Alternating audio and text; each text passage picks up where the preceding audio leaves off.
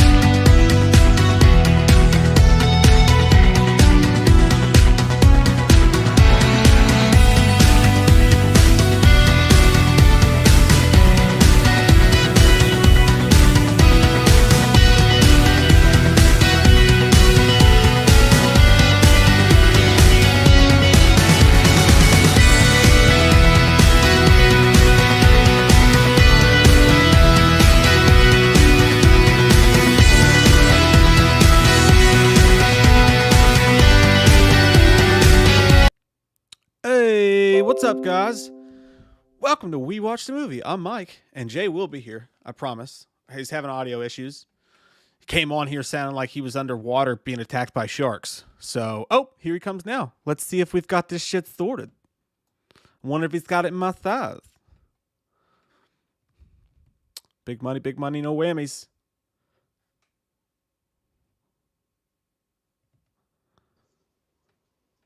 Hi. Is that any better? Yeah, it's perfect now. We're good. We're solid. We're live, by the way, just in case you don't know. Yeah, I knew we were.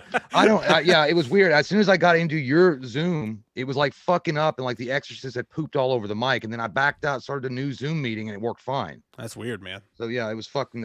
It was your damn Bluetooth headphones. You know, you always want to blame me, Chipacho, but it's not always my fault. It always is you. You there? Take stock of your own chicken hatch. You there? How you doing, man? I'm doing good. I just got done watching that Kid 90 movie on Hulu. Kid 90? That's Soleil, whatever that girl that played Punky Brewster. I never heard of her. Yeah, well, I have never watched that show, but dude, she hung out with Jonathan. They talk about Jonathan Brandis. They talk about David Arquette's in it. I heard about that. It was some good shit. It was fucking well put together. So it's on Netflix. I might watch that shit. Oh, Hulu. Oh, Hulu. Okay, I might get into that shit. I think it's called it's Kid 90. Kid 90. So 90s kids. That's what it's about. Yeah, and they talk about like all the fucked up shit they did and all the other stuff. And she camcorded fucking everything and like had phone calls. Like I think Charlie Sheen took her virginity. I was like, good luck. Yeah, dude, he calls her. He's like, hey, what's up, Soleil? This is Charlie. What's going on? You want to go to a baseball game? Can I fuck your ear? And then she's also got recordings from Mark Wahlberg that called and I guess asked her out on a date. Hey girl, what you doing? He sounded normal though. She was dating that dude for a while, I guess off and on. The dude that was the lead singer of House of Pain. Jump around. That was the only thing he was. But she's like, yeah, I was like rap and rock. It was badass. Hey, this is Mark. I just wanted to know if I could take you to a Chicago Cubs game. Yeah, it's good though, man. I feel every time David Arquette talks, I just fucking want to hug him. I love like he was talking about like the drugs and shit they used to do. Oh, and Mark Paul Gosselaar's in it too, and Steven Dorff. Damn, that's a nice little cast. I'm gonna have to watch that. I know Vanessa posted something about it, and I was like, that sounds pretty cool. Cool. It's you. First drink of the night, eh? Mm. Yes. Courtney Reed says the Scream vid was amazing. Thanks, Courtney. First super chat of the night. Yeah, dude, it was fun dude. times. Yeah, man. Dude, it was funny as shit. So last night, we've had that video on ice for like 3 weeks. And by the way, it's one of the breaks today. Since we have a guest, we're going back to the original I'll be right back breaks. And we'll play the Scream video during the first break. But it was funny, dude. Last night, we filmed that like, 2 months ago, maybe? A month and a half ago at least? It's been a while.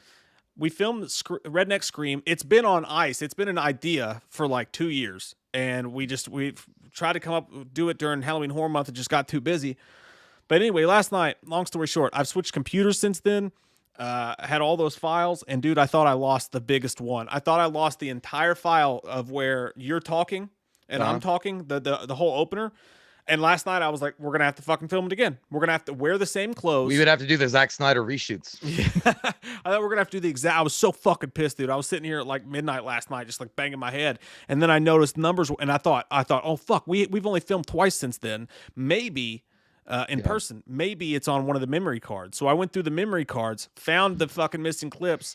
And then I was obsessed with it. So I was up all night editing that bitch. And dude, it was funny because my intentions when we filmed that, you remember, like, so we're in the kitchen and Jay's doing the thing with the phone. By the way, it took us 4 takes to get the opening scene because Jay's phone kept playing the Unsolved Mysteries theme song. And I had that one, and I wanted to play Sanford and Son. Damn it. But it was copyright, so we kept having to fix the phone. So then we filmed the scene, and I'm literally the one filming Jay in the beginning of that when he's talking. And Katie helped us film a lot of the other stuff. But in that part, I'm holding the camera on Jay, and I'm doing the Ghostface voice just from behind the camera. Not even trying to do the Ghostface voice. I was like, my plan was I'm going to go back later, and I'm going to re-record all these lines, try to make it sound better. Dude, when I went to do that, I recorded all the lines over again, and the fucking sync was on the entire time of your scene. Oh, in the yeah, Redneck that's thing. right. Yeah, I forgot. So I could, whenever I would try to splice in the Ghostface voice, it would sound fucked up. So I had to leave all that natural footage in there where I was just fucking around. But I think it came out okay, anyways. You know? Dude, I'm glad people liked it. Those were some fun times. I'm surprised the cops actually weren't called on that one. Like, you could probably get away with the other shit like Michael and Loomis and stuff, but that's like literally like it's like Kentuckians like actually getting into a fight in the garage and like throwing beers and shit at each other. Like, I'm surprised they weren't called for a domestic violence checkup. Yeah. That's them boys in there acting gay again, throwing all them beer cans at one another. One of them screamed stone cold.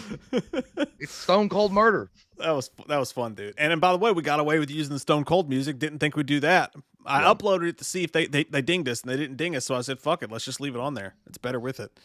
Stone Cold Steve Austin. The Rusty Line says, hey, hey, ass hats, gonna get to bed, but thought to share some love with you, and we'll watch tomorrow. Was I one of the people you sent member cards to? Love you guys. Yes, Rusty, yours went out yesterday. I got about 15 more I need to send because their cards came out, and like you got to print them out, and then you got to cut them the exact way, and then you got to run them through a laminator. And if they come out of the laminator fucked up, I had to go back and remake them. But where I switched computers, I got to get Microsoft Word back on this computer, so it's been a fucking mess. That's why some have been delayed, but all but 15 cards have been sent out. So, and yours, I think, went out in yesterday's batch, buddy. We love you. Appreciate it. Cool beans, man. Hope you enjoy that. Try not to go to any, like, it's not, you can't like use it anywhere else. Like, you can't take it to like Save-A-Lot and try to get a gallon of milk. No, you can't use it. Trust me, I tried. You can't use it to get your prescriptions. I tried. I was like, this card's a worthless piece of shit. Oh, thanks, Alex. Says, love watching you guys. Amazing chemistry. Have a great weekend. You have a great fucking weekend after saying something nice like that. It's a lie, but it's nice. If you're seeing slow-mo, it's not just me and Jay. It's a feature in the chat to try to avoid spamming where you can only comment every 20 seconds. If you guys find that to be super annoying and it impedes your ability to have a good time tonight, just let us know and I'll take it off next time. But I thought where we had to deal with someone being a super psycho pants last week. And then, by the way, going on a Twitter rampage, tweeting at YouTube, at Susan Wojcicki, or whatever her name was, these guys are pieces of shit, blah, blah, blah, blah, blah. I blocked that, I don't care. But yeah, to try to avoid that sort of situation, I put on slow-mo so that, like, 20 seconds, right? Like, most people aren't going to comment more than once. I can't wait to talk to Susan again. It's been a while. How you doing, Susan? She's gonna. I heard some things, kids. like Good luck getting What YouTube you heard days. was nothing but lies and poppycock from some disgruntled asshole. Don't you worry about it, Susan. Keep YouTube good. Whole bucket of lies that guy was slathering out there. And you know, he's mad because he sent me 76 DMs on Twitter. Was like, hey, I want something. I want something. I want something. I want something. And I'm like, did he want a personality? What did he want? Didn't even fucking say what it was. Just kept fucking over and over again. And then going on main Twitter and be like, oh, I DM'd you. I DM'd you. And I open it and it's like, hey, I want something. Hey. I'm like, dude, eat some fucking Cheetos. Yeah. Have a Coke. That Jesse kid, though, thank you so much for that, man. What a nice fucking super chat that is. He says, today's. That's Happy always Friday, fellas. That's how you fucking get into the Friday spirit right there. Yeah. Super chat titties and do it.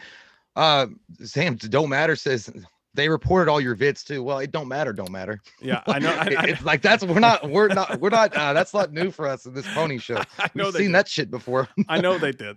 You know, and that's the sad thing too. I love it when people do that. That like they show up someplace. They're a huge ass bag, and they show up and they're trolling. And then when you kick them out, they try to literally get your channel that you've worked for 10 years on deleted just because they don't like something you did that night. And that's that's a little bit of the world we're living in, I guess. So well, thankfully, YouTube didn't listen. We're still here. Maybe they'll cut us off mid-show. I don't know. Well, I think Confucius once said, people that do that are small wieners. Yes. Small wiener. Little one. This was in Confucius' day. So, I mean, I didn't say it. Confucius said. If they take down our channel, I guess you can find us on Patreon. We're going to go to, what's that one fucking, no, oh shit. To one that got deleted, that Twitter thing, the alternative Twitter thing. Oh, Parlor. I wouldn't go there. We're gonna go to Parlor. I wouldn't do that. I would never do that. We're gonna rock the fucking chains on that. No. Oh man. Thank you so much for that, Jesse. Really appreciate it, man. That was really nice. I am the Clit Commander. Says, hey guys, just want to say you only live once, so do your best to leave your mark in this world. Cheers to another day alive and healthy. You fucking said it, man. What a nice piece of Friday wisdom that is. I like it. I like that. I like that a lot. Thank you. And also, tonight's going to be a fucking fun show, man. I'm really excited about it. There's some wild Snyder cut news that we're going to dissect with our dicks. And then we have an amazing son of a bitch on tonight named Damian Maffei, who, if you don't know, and I'm sure you do, is old baghead, old potato sack head, as I like to call him. In Strangers Pray at Night. He's the man in the mask in the Strangers Pray at Night. He is the devil character in the movie Haunt. Yep. And he is guy who talk like a weird shit in Wrong Turn. You know, I just watched that today for the first time. What? Haunt. Oh, yeah, I watched it again today. It was good. I liked it. Yeah, man. Wild shit in that one. But no, Damian's going to be on the show. I didn't know Damian had all those tats. And all those piercings. I was like, how long did that take to get out? Yeah, he got some FaceTime, but it was a fucked up face. He was slapping out. Yeah, there. I know. He was like, hey, by the way, we're gonna give you some FaceTime, but we're gonna put a bunch of shit in it. It's like, guys, what's wrong with me? Jesus Christ. But then again, I guess if you're gonna play a character who's like supposed to be super fucked up and scary, you'd rather than be like, we're gonna change your face first because we don't just he looked like that 4 o'clock in the morning Walmart special here around here. I'm looking so goddamn white tonight. I could be in Haunt. I look like a fucking ghost. Yeah. Speaking of white, or ghost. That WandaVision, you got White Vision coming in, fucking wrecking the day. That's another thing we're gonna do tonight. Jay's gonna review WandaVision. Matter of fact, why don't you just do it right now, you son of a bitch? Well, pretty much. I'm gonna skin it. I'm gonna skin you right off that fucking back of that boar's ass. Let me this last super chat. Eric James says, "What's up, guys? I hope you and your family friends are doing well. Jay, how's the Final Fantasy grind going? Also, I hope you're into. Are you into Elder Scrolls? And Mike, I loved your idea for a sequel to Halloween 8. Stay safe, guys. Thanks, man." Grind's going well. I took a break off of it because my dick hurt. There's so much grinding going on, but yeah, my levels are good. I like it. But then I'm also getting to that thing where I'm like, well, now I just want to go to Final Fantasy 10. I'm on 7, 8, but now I want to go to 10. It's fucking nerds shit over here. Okay. It's a lot of problems. And then, yeah, I love Elder Scrolls. Elder Scrolls. I didn't play Morrowind that much, but Skyrim was fucking awesome. I remember when I got that, I stopped caring about the channel for a while because I just became so obsessed with it.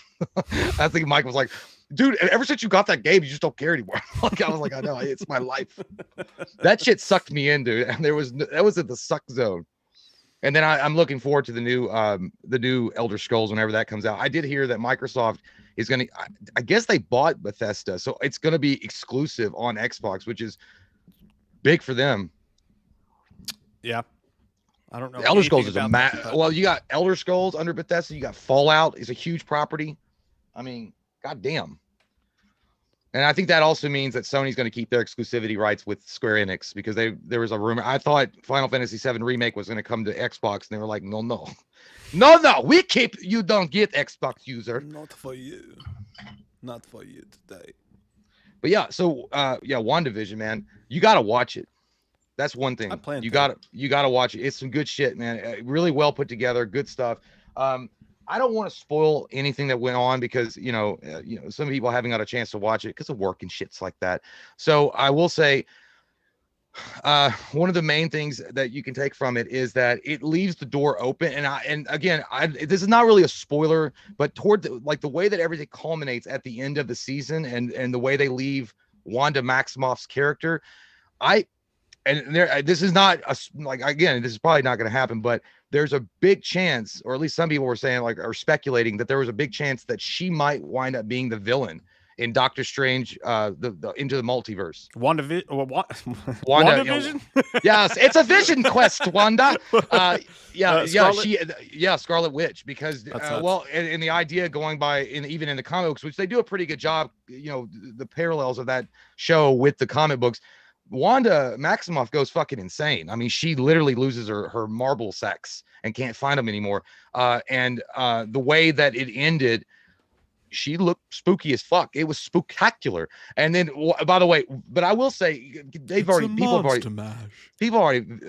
spoiled. Vision comes back, because you know what happened to him. He got fucking his head ripped open by Thanos. But he comes back, the actual Vision, not this memory thing that she had going for her with the other Vision. And he's all white, which is in the comic books. He's emotionless. He's all computerized robot now. No personality, no empathy, nothing. Doesn't have memories. Yeah, well, yeah, it's just like being married for 30 years. You come in and you don't have any emotions or empathy anymore towards her. You're like, yeah, whatever. But he's got, like, instead of the Mind Stone, he's got like a blue. He looks cool. And then he has a confrontation with the other Vision, and he pretty much unlocks his memories, and then he goes off to, I guess, figure out where and what he is, and kind of make, figure out where his memories are, or how to deal with those, and maybe to get a tan, because he's super white. I mean, he looks fucking, he makes Powder look like an Arabian, like he's so white. And then other than that, man, like, but it's so good. Like, the show is so fucking phenomenal. Yeah, it didn't end solidly. Like, it didn't end like, oh, fuck. Like, there was no Benedict Cumberbatch, or there was no Magneto showing up, which I thought would have been awesome. They got Michael Fassbender to come in to be like, I'm your father, Wanda. Stop doing this to these people. It would have been amazing, but they didn't do it. Leave those people alone. Well, they did get Evan Peters, which is a great cameo. I loved him in it. He was awesome. And I hope they keep him as Quicksilver. They probably won't, but it still was a solid ending. I mean, it wrapped it up real nicely. Well, wasn't that kind of their fault though? I mean, like, didn't they kind of like overly tease, like, the cast members say, "Oh, you won't believe what's going to happen. It's going to be fucking stroking." Like, I think they were going out and like hinting at a huge fucking big fucking fire, like when you go to the fireworks and they light them all up and fucking wild shit happens. They were hinting that it was going to be a huge deal and it was going to ripple through the whole Marvel universe. And I guess it was just an episode. Yeah, well, I think also what happened to them too is there was so much momentum going into the last the finale, because they'd already had like big, like, holy fuck moments throughout the episodes. Like, I think the last 2 or 3 episodes were like, Jesus Christ, I've got shits my pants. I didn't expect it. Like, those kind of moments. And then when they got to the finale, they didn't have any more of those really left. They blew their load early on. It's like, you're having sex and you're like, I'm just going to pump it real fast. And then you just blow it. It's over. Yeah. So you don't have anything for the finale. So, but again, it wasn't bad. I mean, I mean, I'm sure that there were people that were disappointed, but I mean, I thought it still looked fucking amazing. And it was amazingly acted. I mean, it really did feel like an MCU movie in an episodic type of thing. So I thought I dug the shit out of it. Yeah. Well, listen, I'm glad you like. What are you giving? But I swear, dude, if they make her the villain, woo-wee, it's gonna be hotsy potsy. I like it. She's hot. Because apparently criminals. I like criminals. Well, Agatha Harkness actually said, she's one of the characters in the show. She's like, oh, you the Scarlet Witch. You got all these fucking powers. She says you're destined to destroy the world. You're the harbinger of doom, and that you can beat the Sorcerer Supreme. That's what she said. She said that the Scarlet Witch is more powerful than even Doctor Strange. And so, I mean, and I think Kevin Feige actually came out earlier and he said he retconned that bullshit about Captain Marvel being the strongest Avenger. He's like, no, it's Scarlet Witch. Like, she literally can bend reality. Buddy, I take down the Sorcerer Supreme every Friday night at Taco Bell. That they should name. I mean, I'm sure that when Doctor Strange comes out, they'll have a Sorcerer Supreme burrito. You'll have secret sauce in the middle. It's like, hey, get a side of eye of Agamotto tacos. Pinto beans. Black eyed peas, pinto beans. Joshua Ayers says 665. He's not going all the way, even though he does have a devilish fucking scary ass icon. Says, hey guys, can't stay for the full screen. For the love of God, please try not to lose this Friday night stream like last time. LOL. Hey Josh, let me tell you something. Yeah. That was the week before last, I believe. And also, I have an email from YouTube saying that they fucked up. They were like, sorry, we can't find it after 3 weeks of trying to find it. They're like, as they say that, looking directly at it, like, I'm not going to give this trash back. Like, yeah. No. 17 emails into the customer help team at YouTube. And they were like, it seems as though you didn't record it. And I'm like, what the fuck are you talking about? Like, we don't record anything. Like, we do it the same way every goddamn time. And they're like, oh, so you didn't buy that. And they were like, okay, we lost it.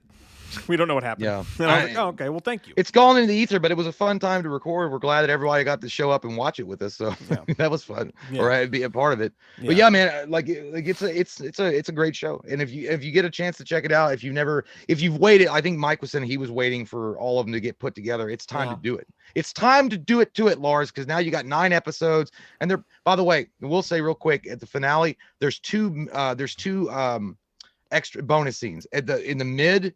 There's an after credit scene, and then at the very end there's an after credit scene. So you make sure you don't click off right away. I gotta be honest with you, man. By the way, Monica Rambeau is gonna be a fucking badass dude, because you're gonna get Photon and holy shitholes. And I know you get a fucking scroll shows up, like a scroll rolled up piece of paper. Well, they look like that on the chin. They got like these little scrunchies on their chin, but they're aliens. And the Kree scroll. Oh my god, dude! I don't know, dude. There's so much going on. I don't think I'm gonna watch it. Well, that's your fucking loss. I don't know. I mean, no, actually, I'll watch it because I think Paul Bettany does a good job. I watched the first 2 episodes. I think she does a good job. It seems like there was some fun stuff in there. I just don't want to watch fucking 8 episodes of goddamn Easter eggs that lead fucking nowhere. Dude, you know, when you watch it in the entirety now, you'll see how they said it. It's literally the descent into madness. Yeah. And then her coming out of it. Does she ever go mad?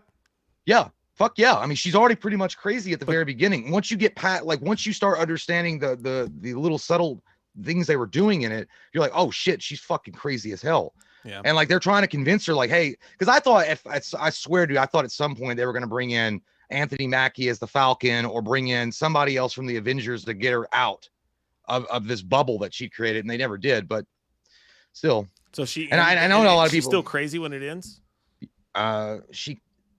She kind of got some of her sanity back, it seems, but then at the very end, I don't know, dude, there's some freaky fucking shit. Like when she's in this cabin and she's like reading the Book of the Damned, and she's like, what the flip of the, and then she hears her kids. And I'm not gonna tell you what that is, but her kids, you guys that seen it know the quotations.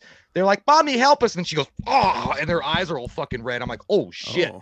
Yeah, dude. And again, she can bend reality. She can make anything she wants. Be honest, is she a little bit hotter when she kind of goes crazy? Super fucking hot. I mean, that's that crazy that it's gonna be a regret in the morning, but you just can't help yourself. You're drawn to it. Just like Mike and I talked about in that commentary when that girl was like, "Hey, you want to have sex on your dead mother?" We're like, "Yeah, sure, whatever." Oh yeah. Well, that's not out yet. Just in case you guys don't know, it's that scene from Your Next. That'll be out next week. But yeah.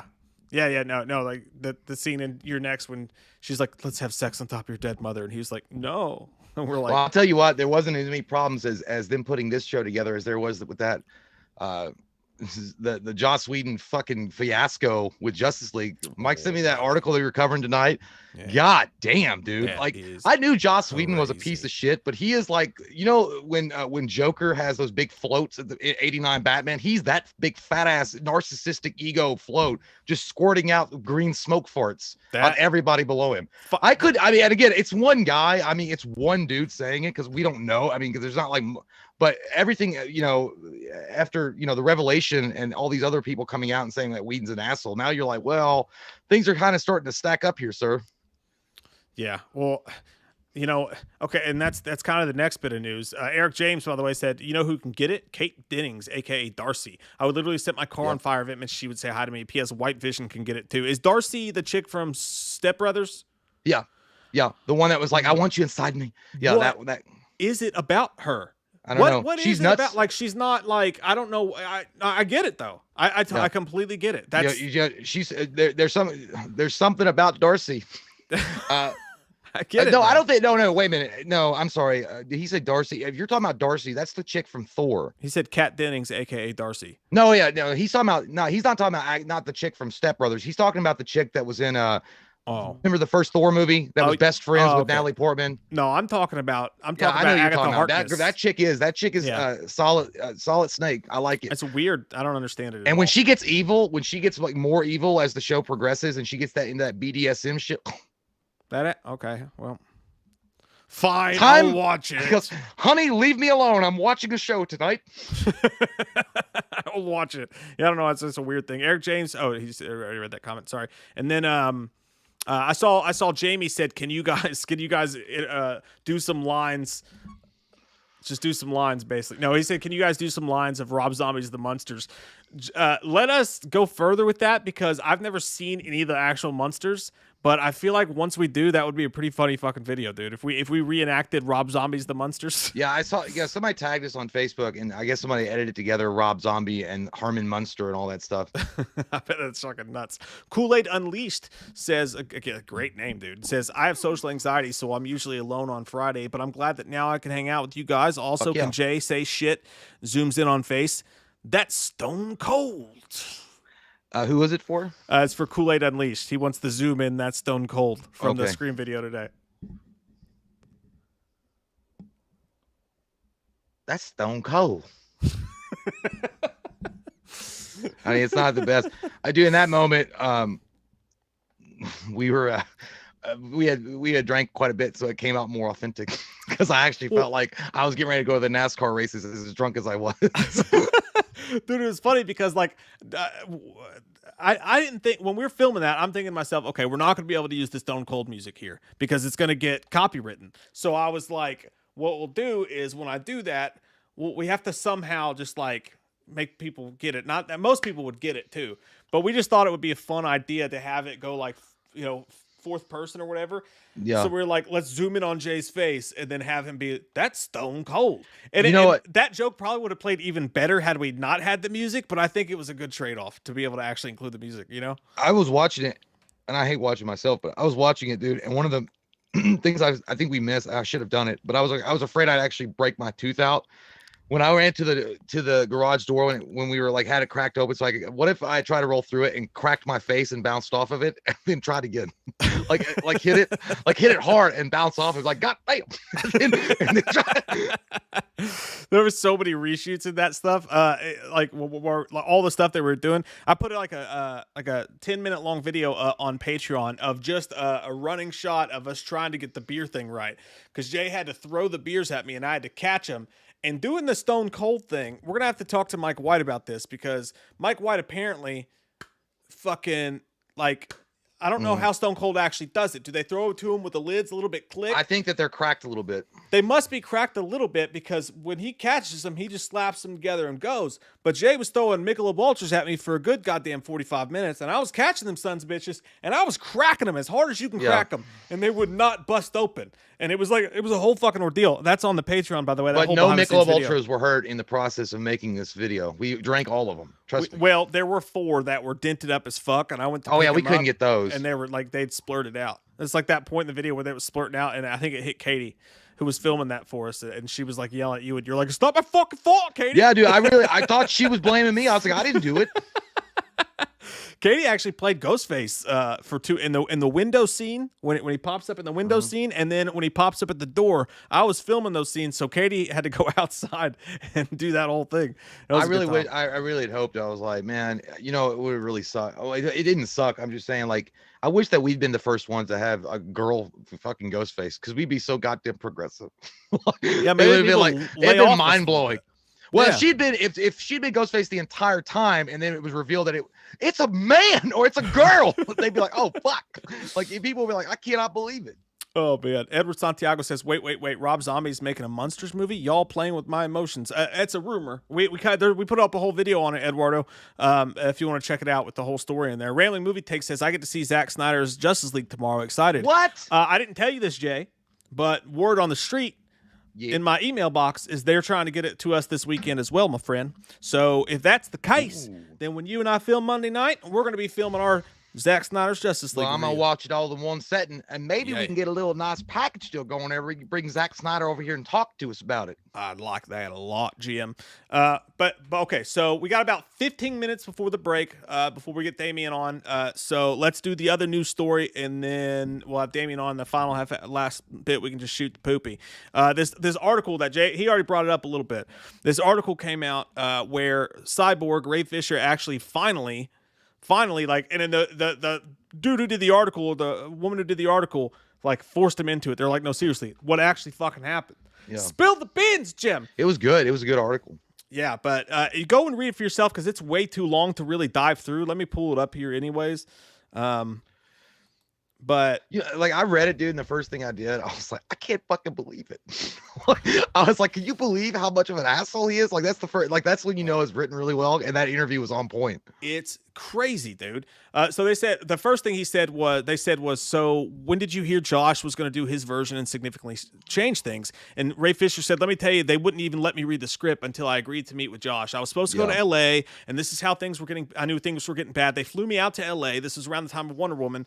I was going out there to meet with Josh, and they were supposed to deliver a script in my hotel room, and they didn't deliver the script. And then it goes on and on. There's a whole lot here, so I'll let you guys, it's on Vanity Fair. You can just Google it later. But what he goes on to say is that he basically talked to him, and eventually, at some point in this, Ray Fisher just brought up some concerns to. Josh Whedon had sent out an email to everybody on the set, and it was like, "Hey, I know this is difficult. It's difficult for us. We're really trying to piece this thing together, but we have an open door or whatever, basically." And then Ray Fisher on the phone with him was like, "Well, there's this thing." He said apparently there was a thing where he was afraid that people who were disabled or who had been in car wrecks and stuff like that were really going to take issue to how they were talking about their characters. Oh, is that what he meant? He just said labeled. I didn't know that's what he meant. Yeah, that's the way I took it, at least. But long story short, Josh Whedon apparently, after like his second notion, was like, I don't do this. Okay. It's like when Ari Gold is in Entourage talking to E, he's like, I resent this. He was basically like, I don't fucking do this. Okay. He was like, I don't even take direction from Robert Downey Jr. I don't take tips from Robert Downey Jr. So I'm not going to fucking take them from you. And wow. I like a whole bunch of shit like that's in there. The main takeaway I took too, well, again, I mean, there's no doubt. I mean, he literally Ray Fisher calls him an egotistical, narcissistic asshole, pretty much, without calling him an asshole. He's like, I bore witness to things that I can't talk about, and I'm not going to talk about. That's for people to come forward. But he was just talking about how toxic the environment was, how bad it was. And one of the main key factors, and it was so obvious, dude, he's such a turd face, because he said that he knew that Joss was pissed off that people did not review Age of Ultron kindly for him. Mm-hmm. So it was like a revenge plot for him to be on Justice League and then take it out on everybody else. Like, I can't fucking believe they didn't like it. You gonna like it. I promise you. Like, it was like, I could see it, because, and he said he'd walk on set, and it was like, because they were comparing the differences. Zack Snyder was one of those guys. They said he was very open-hearted, very open-minded to any kind of new idea that you wanted to try. He wasn't trying to be, the goddamn general from Tahiti and tell you everything exactly, like Major Paint it. Like, he was like, oh, if you try something, if it works, it works. If it doesn't, it doesn't. But he said Joss Whedon was stone cold, ironclad. Fuck it. Walking in on set saying, like, well, you said he was in that phone call with him, and he was like, two beats in, he was like, boom, that's the way that it is. Like, he was like, I was trying to give him some ideas. Like, that's the way that it is. Yeah. Even though he'd send out an email to everybody else saying, well, we're all trying to help each other and we want they make this movie really good. It was all, he goes, it was necessities. This is what he had to say. I couldn't believe it, dude. And Joe Manganiello was in the interview with him, and he was like, whoa. Like, even he was like, damn, I didn't know that, because he didn't shoot any scenes with Joss Whedon. And you know, you could imagine, and you know, I feel bad for Ray Fisher, because he's like, this was his first big movie, and he thought he was gonna have a breakout performance with Cyborg. Then you have this prick that he's like, I created Buffy. Comes in on set and like acts like an asshole and like ruins it. And dude, what's crazy too is when you listen to Ray Fisher, he said all the scenes in the Whedon Justice League are new with him, except for the rooftop scene with him and Commissioner Gordon. All the other scenes were reshoots that he had to do. And I did know that in the article that the entire thing, yeah, the entire movie for Cyborg was all had to be refilmed for Joss Whedon. Well, and you know, and the thing is, I don't remember. I don't know how that works, but they did ask him in the article, which is a good question. They asked him if he was contractually obligated to come back for reshoots. Could he have said no?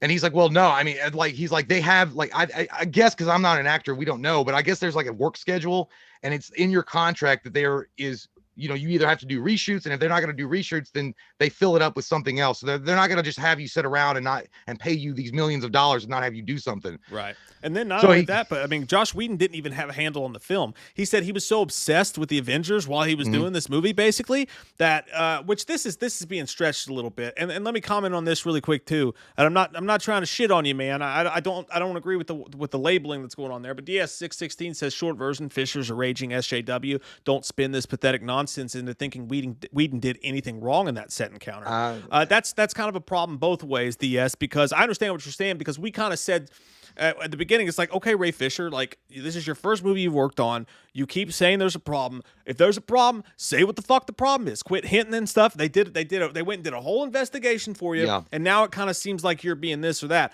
That whole thing, I totally understand what you're saying. But and maybe he is, but at the same time, I think the whole problem with everything that we're doing as a society now is just throwing labels on everybody. It's like, well, you can't even stand up for anybody without being called woke, but at the same time, you know, you can't even like disagree with someone without being called a goddamn bigot. So like, let's chill on the fucking labeling, but at the same time, this is things that he's not just said about Whedon, but has been backed up by other people about Whedon as well. Whedon's own wife, his own ex-wife, said stuff like this. 100%, dude. If I thought he was just out bullshitting and calling around just to be an asshole about it because he didn't like the way, you know, his movie turned out, or like his part was all, I'd be like, yeah, fuck him. He's being an asshole. He's being a little pussy, and that's the way that it worked. But no, dude, like, this is not just him saying this. Like, Whedon has had multiple people, like, recently talk about how much of an asshole he is, how hard he is to work with. And I can believe, and again, I'm only basing it on what I'm seeing, I can believe that his ego was so fucking shot because Age of Ultron was not what it was in Avengers, and that he gets pulled in on Justice League, and where it's 95% probably done, and they're like, all you got to do, man, is just finish the last 5% and let, you know, Zack Snyder have his moment in the sun. He was like, fuck that, I'm not doing it unless I get to make my movie. And that's what he wanted to do. And Ray Fisher even says that scene where the Flash falls on top of Wonder Woman was ripped straight from Age of Ultron, and said it was so bad that Joss Whedon actually referred to Diane as Natasha a few times during their conversations, because he was just focused on the Age of Ultron and the Marvel thing, which he said it was kind of weird that was the whole point. I don't believe that he's just some screaming, you know, tampon, manpon SJW. I believe that, you know, the fact is Christopher Nolan and Zack Snyder's wife watched the movie, would not let Zack Snyder see it because he said it would break his heart. It was so different from what he had done before. So, and just trying to be gray about this whole thing as much as possible. I mean, I read that's what I was going into. He says that he literally took the scene, like you said, where Flash fell on top of Wonder Woman straight out of Avengers: Age of Ultron. That though, it's like that scene. It did happen with Hulk and Black Widow, right? Black Widow, yeah. But at the same time, I mean, that scene has happened in rom-coms for the past 50 fucking years. I mean, that's not like, you know what I mean? But It is telling that when he was talking to people about the movie, he couldn't even say Diane. He was saying Natasha. When he would refer to Wonder Woman, he would say Natasha because he was thinking of fucking. And this is the prime example why we've always fucking said they don't all have to be the same. Warner Brothers fucked up by, and I shouldn't say this because we're really hoping to get our goddamn Snyder Cut critics screener, but that's 100% correct. Let it be DC. I think that was Warner Brothers in a lot of ways. I'm not saying that Joss Whedon is that he's not somewhat to blame for it, because he is. I mean, that's the guy that was behind the camera, directing the scenes. But Warner Brothers, dude, tell me the truth that you don't think that Warner Brothers executives, when they brought Joss Whedon, was like, yeah, give us some of that MCU life juice. They were. Go ahead, pump it in. Pump it up, baby. That's what they wanted. Man. And there's different people at the helm now, but then for sure. They definitely wanted that MCU life juice. They wanted him to pump that up and put that in as quick as they could on fucking a DC movie. Oh yeah. And that's what happened. But look, is Joss Whedon an asshole? Probably. Did he do everything that he's saying? I don't know. Maybe. The fact is, do I think that he changed the movie because he was butthurt over the reviews of Age of Ultron and he did want to follow in the footsteps of Snyder? Yes, I believe that's 100% accurate. You got to remember, this is Hollywood, dude. The egotism out there is fucking unbelievable. This is like, pumping up your tire when it's already full of air. Like, they just keep pumping it until their dick explodes. It's just full of hot air and bullshit. And the thing is, Joss Whedon, I like Joss Whedon, dude. I think he's done some amazing things. Avengers is still one of the best movies out there. That moment that he captured on screen with all of them coming together was amazing. Then you look at Buffy the Vampire Slayer, which I never liked that show that much, but he did that, and he did Firefly. He's done a lot of good shit. But it's like, if it were me, and I knew that my accomplishments already were like, I did all these things, right? And I took one major turn in the toilet and I didn't flush it with Age of Ultron, I would get over it. I'd be like, yeah, man, sometimes you take a shit and it just comes out wrong. Yeah. And then move on. I would be more focused. And I feel like it's such a disrespect, dude. Like, the guy, literally his daughter, what happened to him. Yeah. And you can't even just come in and fucking shoot the rest of his movie. Yeah. You're an asshole. Like, made it about you. It's one thing. I saw Jamie said it, but it's okay when Tom Cruise does it. Different situations, right? Complete different situations. He's Les Grossman. Tom Cruise had people on his set that were putting everyone's jobs at risk, right? And he lost his mind. And he didn't disparage any other creators while he was doing it. And he did it out in the open in front of all these people. What Josh Whedon did was he came on the set of a man who just lost his daughter. Mm-hmm. Who couldn't finish the film because of a family tragedy, and then he comes on set and he's openly talking shit and just shitting on the actors, shitting on the director, doing all the things he's doing and being disrespectful. That's to me, that's a huge difference. And again, we're talking about a guy whose own ex-wife came out and said, no, this guy is a piece of shit. I saw somebody the other day, I don't know how true this is. This is, again, it's rumors, but someone said that one of the writers who wrote the Avengers, Whedon, apparently came on, rewrote his entire thing, and didn't give the guy any credit. If you look at the smoke and you follow the trails, there's a lot of fucking bunny trails leading to a big fucking red sign that says Josh Whedon's a huge dickhole. And I love the Avengers, man. That hurts me. I don't like to say it. We were fine with Whedon coming on. We said, hey, I don't want you guys to try to Marvel this thing up. BDC. But in our we just thought a competent director was coming on to complete the vision. Yes. And at that time, people were fucking just dancing on Zack Snyder's grave, dude. When that announcement came out that Whedon was going to be the new director, people on Twitter and the internet were dancing on Zack Snyder's fucking grave while the dudes at home taking care of his family because of what they're going through. They're like, yes, finally a real director. Now maybe DC will be something, blah, blah, blah. I'll forget making the video. Be like, hold on, fuck on. It's not Whedon's fault. We were in Whedon's corner. We're like, Whedon's a good director. We hope he does a great job. That's really cool that he came on and they had this thing. And then you find out that they spoke one fucking time. That Zack Snyder and him had one conversation after he'd already started filming the damn movie. It's been a crazy fucking ride, dude. But well, don't matter that Whedon is competent. He was competent when he made Avengers. He was competent when he did Firefly. He was competent when he was doing Buffy. I meant competent is the fact that he knew the landscape. I figured he wouldn't be a complete asshat and come in there and like just completely rewrite Snyder's vision and be like, no, I'm not doing that. And the fact that you have to corral your actors in, that you won't even give them the fucking script until they meet you so that you can, baby butter their butt to get them on board. That's what he was doing. Because he's like, I know that if they see this, they're not going to like anything about it. He thought he was Restaurant Impossible, dude. He's like, I'm going to take them out to a fancy dinner at Applebee's, and then I'll get them on my side. But it's just the fact that he did it so blatantly. And again, I know people can be assholes, and I'm not going to call out every fucking person in Hollywood for being an asshole, because Jamie said it's right. Tom Cruise was an asshole.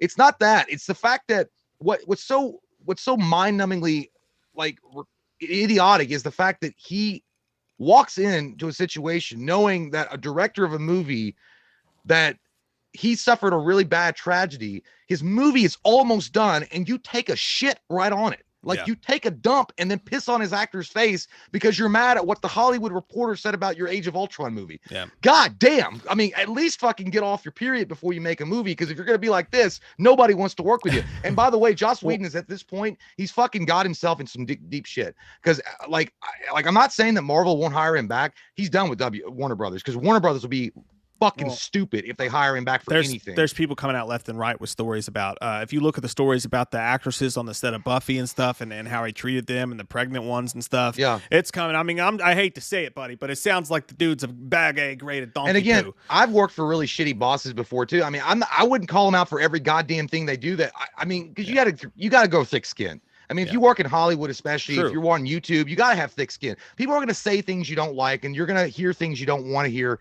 But if you're blatantly an asshole and you're going out of your way to be an asshole, I mean, there's a difference between like being a tough boss and then just being a pure prick, right? And having a power trip. So I think that's the difference. But anyway, man, we got Zack Snyder's vision now, and what I hope to happen, I hope this movie makes so much fucking money. I hope it makes so much fucking money that the Zack Snyder universe can continue. I hope that Warner Brothers come back. Like, if you dropped your trousers right now, I'll suck you off for you to come back. I want that. Let's do these super chats so we get to break, get everything set up for Damian to come in. But Joe Madero, I can't agree with you anymore, by the way. Joe Madero says, great job with the video earlier today. I love that you guys should do more. Also, have you guys tried getting an interview with Matthew Lillard? Yes, we will try until the end of time to get an interview with Matthew Lillard. I don't even know if that's a different situation. I don't even know if Matthew Lillard's heard our that's a different thing. I would love to talk to him, though. It'd be fun. Well, we'd love to. Edward Santiago, Whedon, tough guy until Feige walks into the room. I heard about that. Yeah, I heard about that. By the way, you know it's got to sting his ass a little bit after Age of Ultron doesn't do very well, necessarily doesn't do very well. I mean, he still made a quadrillion dollars for MCU, but then they hire the two brothers from Winter Soldier to direct Infinity War and Endgame. Yeah. And they didn't even ask him to come in to shoot one scene. That's got to fucking burn your ass for a while.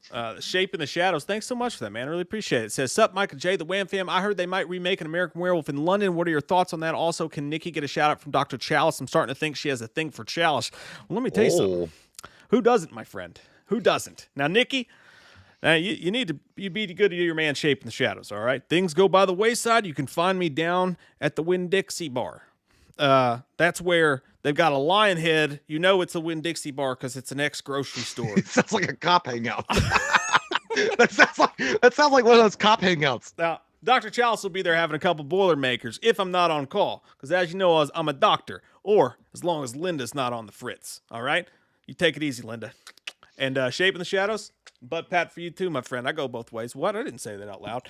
Anyways. American Werewolf in London, the remake would be awesome. I think that, actually, no, I wouldn't. I wouldn't like it that much. It depends on what they do with it. I mean, American Werewolf in London is already a classic film. It's got one of the best werewolf transformations ever.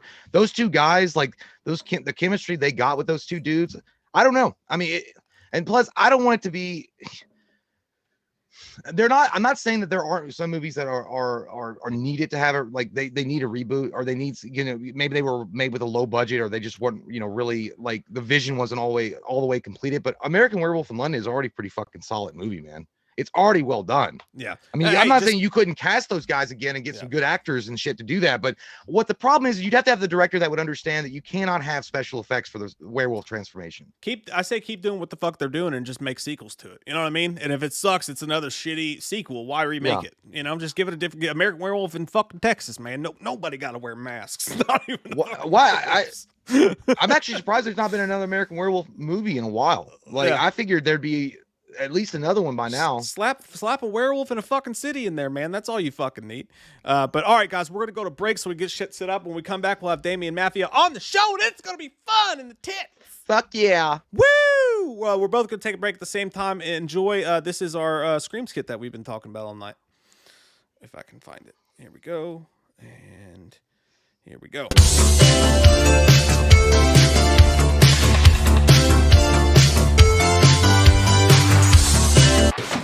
Shit.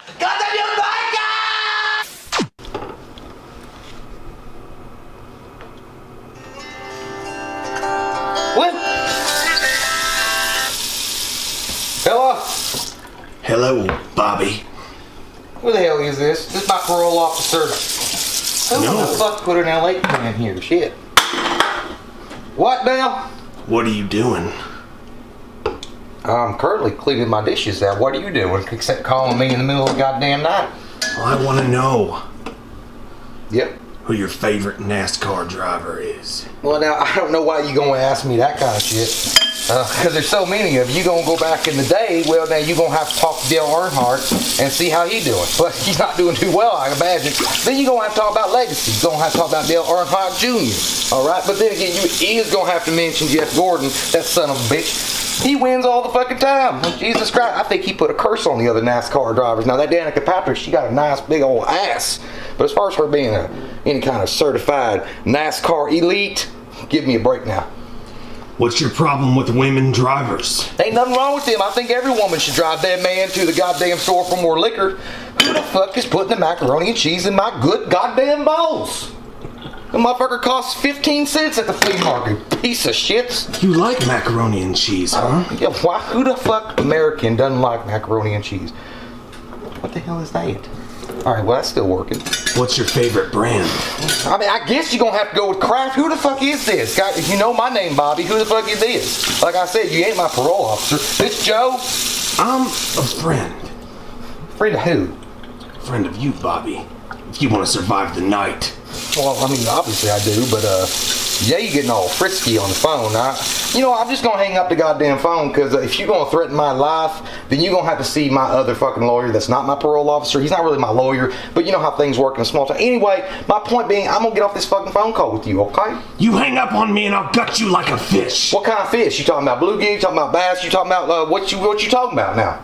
What's your favorite fish? I mean, catfish pretty nice. If you talking about catfish, you're going to have to cut my head off too. But Jesus Christ, you talking about a cleanup afterwards. Woo-wee. And if you don't throw that out in the middle of the summer, it's going to smell to high heaven. I can tell you like fishing, Bobby. Who? Again, what kind of red-blooded American don't like fishing? I can tell by your pond out back. You like that pond? It took me 3 months to build that bitch. Even though the settlement at the lawyer's office from my ex-bitch wife, I didn't think I was going to get no money. But I did build the pond. And what you think about it? You like it? How you see my pond anyway? Well, I'm standing next to it. You are? That's weird. I don't see you out there. You must be joking. Were you joshing with me, boy? No. Because I don't know nobody that's going to have to call me at 3 o'clock in the morning talking about they standing by my pond. Well, you need a bath? I like your hat. I do enjoy my hat. Thank you so much. It was Christmas present last year. John Deere, greatest fucking goddamn lawnmower company on the earth. I'm more of a Peterbilt man myself. Well, you got a small Peter then, is what I'm going to tell you right now, friend. So anyway, are we done with this conversation? Because you're wasting my fucking time. I got things to do. I got to wash these goddamn dishes. I want you to make me some mac and cheese. How about I make you a goddamn shut the fuck up and get off this phone call? Well, if you could hang up on me. Yep. But I'm going to steal your bait from the garage. You going to do what? I'll reverse this fucking phone call. And you gonna pay the charges. Because you called me collect, bitch. Don't get angry. I don't like the way your face looks when you're angry. I don't like the way your fucking voice sounds when you're demanding. Did you do something different with your beard, Bobby? Okay, now you kind of freaked me out a little bit. I mean, I did do a little conditioning on it. Check the back deck. Alright, well, I'm gonna do that. I'm gonna get my Remington shotgun first, motherfucker. Hold on a minute now. So, I'm looking and I don't see a goddamn thing except I need to stain my fucking deck. Holy shit, I think you're a goddamn liar is what you is. You ain't nothing but a small damn fucking shit and goddamn Dixie chick in. Goddamn firehouse drill, this ain't one of them. Shit, boot scoot boogie. Goddamn, we got a killer on the fucking property. 1, 2, and a 3. Woo-wee. Oh god damn, fucking shit, my skeletons back on. Take you on spine. Fuck that shit. Hey man. Hey, calm it down. Calm it down a little bit, little sister. Ain't no reason to get all mad about that. Cause look, if there's some kind of John Deere situation that you're fucking pissed about, we can talk about that. Cause you look like a man that knows his goddamn John Deere's. Look at my hat. Fuck, bitch. Woo!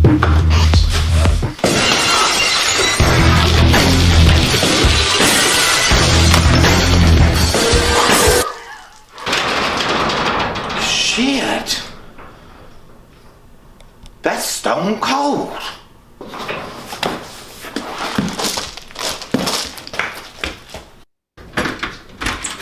Holy fucking John Michael Montgomery and shit.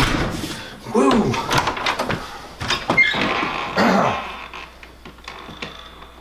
Hello? Asshole? That's what I thought. Scared of them fucking moves. What the fuck? Who's... Joe, what you doing out here, bro? Hey, buddy, what's going on, man? Hey, man, hey. What's going on? Fucking crazy shit going on out here. Put her in the old vice, man. Well, hold on, let me shut the door, man. How Put you her in doing? the old vice. You fucking asshole. Man. I ain't into that gay shit, bro. Right here. What are you doing? Yeah. Man, let me tell you something. It's cold in Winter City, Nebraska. I'll tell you. Let me tell you something else happened. Yeah? This motherfucker showed up in this fucking ghosty mask and shit and was like, you know, who's your favorite goddamn NASCAR rider? I'm like, At your home? yeah, at my home, at my fucking very residence. Where your children play with their toys. And then I ran out in the garage, you know. He fucking ran right out the goddamn door. Man, I'll tell you what. You don't know what to expect from people these days. Phew. You do not know what to expect. I'll tell you, I was making some macaroni and cheese the other day. What kind of macaroni you had? You know it was crap. Yeah, there you go. I don't fool with that Save-A-Lot stuff. Yeah, now. there you go. I was making some crap macaroni and cheese. I heard the dude skittering outside my door. Whoa. I think he was trying to pick through the trash. Yeah. Nothing, man, Yeah. these days. Anyway, Hey, I'm want happy to be here. What the fuck is that, Joe? Well, What the fuck is that, Joe? That ain't no goddamn mask that the fuck of the COVID. you know you never returned my weed eater. Oh, fucking. Because I ain't done with it, You Joe. know you should have returned it. Joe. I got property. Don't slow take off your jacket, you do. Hey, Joe, you being the dumbest shit right now. Hey, man. You on goddamn parole, too. Hey, True Value doesn't create weed eaters. Did I not give you fruity diamonds? They just sell them. Did I not give you fruity diamonds for Christmas because I was keeping your weed eater too long? No, I had that string in there. You know I had the good string in Yeah, there. now I know you had that string, but They they didn't return it. Hey, You didn't return it. And now I can't weed eat my shit. You can weed it with them. All right? Fucking bitch. Now let me tell you something. Here's how it's going to go. AutoZone. You just calm it down. Hey, you want O'Reilly's? I'm going to take you down. Uh-huh. You going to go down. He ain't gonna do it. All right? You ain't gonna do it. All right? Okay. Now we both know. You ain't no Sharon Stone. Hey, man, I got some Tybo ready for Buddy, you. I'll tell you what's going to happen. Right here. Look at this. I'll tell you what's Mortal going to happen. Kombat. I'm going to make the move. Mortal I'm Kombat. going to give you a chance. Okay. And then go. Here it comes. Goddamn, Joe. You fucking don't. You butt fuck. You know Alabama's going to win again, don't you? Yeah. Yeah, you like it, boy. You look. I like what, bitch? You It's a like weed eater. And you know you like it. Shh. Fucking shit smell like baloney. Quiet time. Stop it. It's quiet time, you son of a bitch. You had it coming a long time ago. Joe, let me ask you a question here right now, real quick. Yeah? Do you have the season pass to Fox News? No, you know what I got? You know what? But I got it, you motherfucker. I can give it to you free. I steal it from the neighbors. I got Hulu. Oh, shit. And Hulu's got live sports. When did you get that? You motherfucker. Goddamn Joe! Say that again and I'll gut you like a fish. Gut you like a fish if you say that again. Say that again and I'll gut you like a fish. Gut you like a fish if you say that again. Like to cut 'em, like to choke 'em, like to hold 'em. Young and old ones, Sidney Prescott's my older one. Oh yeah, like to wear white masks in the night.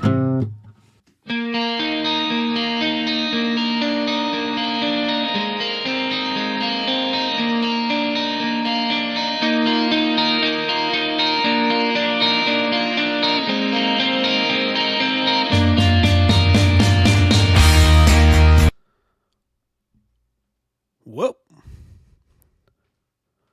Hello? We back, son. Whoa. Oh. What's going on with that? Hold up now. I'll fix it. There we go. It's fixed. It's fixed. It's going to be all right. It's going to be all right. We're getting down tonight. That's my song about problems. I hope it. I like it. I hope it goes #1 on the country charts. I think it will. I meant it when I sing it. When I sing the songs I sing, I mean them. I do. That's all. That man, you got to have the hearts and farts in each song you sing. Yeah, you got to. You just, you know, You just, I come out in the morning. I just piss excellence. That's what I do. That's right. If you ain't first, you last. Oh yeah. It's what you got to do, my friend. You don't say that. Somebody, I don't know what it was. I think Mike posted on Facebook about like, oh, it was a great live stream. That one where we had that sports talk, and it's like that we were all cool and everything. Somebody posted a GIF of Step Brothers, and they're laying it bad, and he's like, "You don't say that." I don't remember what he said. I can't. I know that scene. I just can't remember what he said. I think he said, "I want to fuck your mom" or something. He was like, "You don't say that." Hey guys, we got Damian in the waiting room. Coming on the show now, we got a guy who was in Wrong Turn, who was in The Strangers Pray at Night as old potato sack head. We like to call him. He was in Haunt. He's got a bunch of awesome projects coming up as well. Everybody, we'd like to introduce you to a man called Damian Maffia. There he is. Oh, you're muted. You got the mute button on.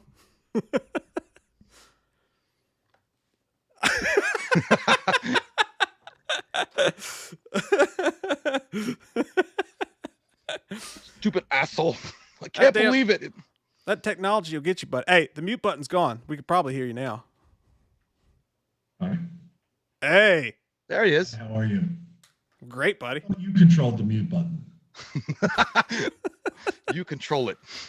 That mute button will get you, Damian. How you doing, man? It was okay until I got in here. That's true. But otherwise, I'm fine. But how are you guys? We're good, great, man. buddy. We're great. Just hanging out on a Friday night, you know, just telling dirty jokes and drinking too much as usual. Mm-hmm. Okay. Yeah. That sounds about right. Yeah, you know how we do things, man. So, hey, where are you at right now? Where are you at in the world? I mean, you don't have to give us your exact address. If you want to, you can. We can send you an edible arrangement. Sure. I'm so far up there, I don't think it would matter. I am in Portland, Maine. Oh. So is that where you're living now? Are you shooting something or? That's where I live mostly. I don't know why, but So you're from, so you're in Portland, Maine. How about Uh-oh. put another ship on the barbie? Huh? Austria. Yeah, I know. It was awful. I think you got your geography confused. No, I know. It was from Dumb and Dumber, but it was dumb. Never mind. Yes. Of course. I could see it behind his eyes. You dumb shit. America's Canada. Yeah. Hey, thanks for coming on the show, man, tonight. We really appreciate it. Oh, thanks for having me on. You're slumming it with us. This is moving up. I feel like the Jeffersons. You kids don't know who the Jeffersons are, but Hey, I know the theme song. Jay I plays mean, it all not the you time. kids. Oh, I thought you were calling Kids us young. watching. You're fans. That's true. That's true. We're very, very old men. It's uncomfortable. I've been Oculus boxing. Have you ever jumped on an Oculus before? Yeah, I do have the Oculus. There's there's some kind of lightsaber dance thing going on there. But in true Damian form, the only game that I play on there is a fishing game where I just sit there and fish. So everyone else is moving around, and I'm just like, whoop. Well done. I saw that one on there. I need to try it. That's why I have all this extra. I have a little extra going on here. It's here. Yeah, everyone can see it. Hey, at least you pull off the 5 o'clock shadow. I can't. It's either I need to grow extra facial hair to cover up the baby COVID fat. I mean, extra skin. It's like Oh. quarantine stuff. That's why they keep putting me. That's why they keep hiding it. It'll get you, man. It'll get you. So I do the Oculus boxing. And it's great because I'm trying to lose some of the COVID weight doing it. Because you do like one round in that thing and you're dead. But the problem is that every day I have a different torn muscle somewhere in my body. Today it's like in the liver area. That's what I got to start doing, man. Because I'm just playing Mike Tyson's Punch Out and not shit's happening. It's not doing anything. Stupid. Who do you face like Last Joe in that and the usuals? Oh, that yeah, and the original Punch Out. Yeah, I don't know about the Oculus. Who do you face in there, Mike? Oh, it's just a bunch of ugly dudes. Oh. Just a bunch of ugly dudes. I want to take your head off. But it's satisfying when you just punch somebody right in the fucking face. There's and a they game go down. on there I was playing. It's all like shooting and breaking bottles over people's heads, but it's like when you move, the faster you move, the faster time goes. And super hot Yes. VR. Oh, Because at the damn. end of it, it goes super hot, Yeah. hot, and you just feel like you're in Oh. the Matrix. Yeah, it's fun. It's pretty basic graphics, but it's good. It's good training for home invasions and stuff. No doubt about it, man. Hey, we've met before in person. We haven't just Yeah, we did. assumed. We did meet. And Yeah, that I was gonna say I haven't seen you since that pool party. I remember meeting you because I like during the movie I told you the story about how I saw my first trailer reaction. Mm-hmm. I'd never watched a trailer reaction before, and people were sending me trailer reactions, and someone was like, "You got to see these guys with the strangers." I was like, I don't want to watch. no one does. And they were like, "You got to see these guys." And then I turned it on. I was like, "Oh, these guys are assholes." So they just rip on the thing. But I played it, and I mean, you liked it. And then I was telling you about it at the pool party. The movie's going on. You guys were like, "We just want to watch the movie." Could you stop talking? Could you be more like you are in the movie and shut the fuck up? That is not exactly how I remember it. I remember coming out of the pool like Daniel Craig in James Bond, shirtless and wet, just looking good. And we go up to talk to you, and I'm like, "Hey, it's us, Damian. You're Damian, and we're us. I'm wet. Jay is, 17 Michelob Ultras in. I'm 42 whiskeys in. I was 22. Yeah. Yeah, close. And we had to dupe the park ranger, by the way, to get our alcohol into that event. That was the worst. I But didn't meet him. oh yeah, he shined a light deep into our drinks and made sure we weren't drinking, but we were, and he was okay with it. But I remember trying to talk to you, and then like some guy came up with a camera and was like, "Damian's weeding wham," and we were all like at once we dispersed. We were all like, "This." Yeah, I do conversation remember. Yeah, I do remember that because it was an awkward time. It was an awkward moment. It was like, I don't know. I was like, I don't know. We'll just It's back probably off for a Andrew little while. Becker. That sounds like something Andrew Becker would do. That could have been him. I remember the guy's name. I think that rings a bell a little bit. But Yeah, because he had come up because I'm signing things at a table, and he had come up and he was like, "This is what we're gonna do. I'm gonna say something. You're gonna pretend like I'm gonna pretend like I know you, and you're gonna pretend like you don't know me, and there's gonna be exchange." I was like, "That's actually what's happening.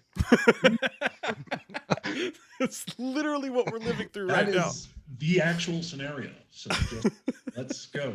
That was a fun time though. I mean, the rain came and we had to get out of the pool. And yeah, but it was still that a was good time. great. I can't believe how many people showed up to that. It was awesome. Yeah. Middle of nowhere in that pool. I told Kenny Caperton just recently, do it again. And he was like, "Oh, I'm really, booked up this year." And I was like, "Why am I begging you to have Yeah. fucking do it?" What are you doing? Is that the On-Set Cinema guy? Is that the guy that runs Yeah. that thing? They got a good business going on over, man. That's a pretty cool He thing. does they cool got. stuff. Yeah, man. So we got to actually hang out and watch The Strangers Pray at Night in the pool where you were killing motherfuckers. So Yeah. it's pretty neat. Speaking of which, I did want to ask you, how does that role come into your life? Because you're acting, you're doing stuff or whatever, but like auditions, does someone bring a script to you? Do you go to the audition? What was the audition like? How do you end up as I like to call him old potato sack head?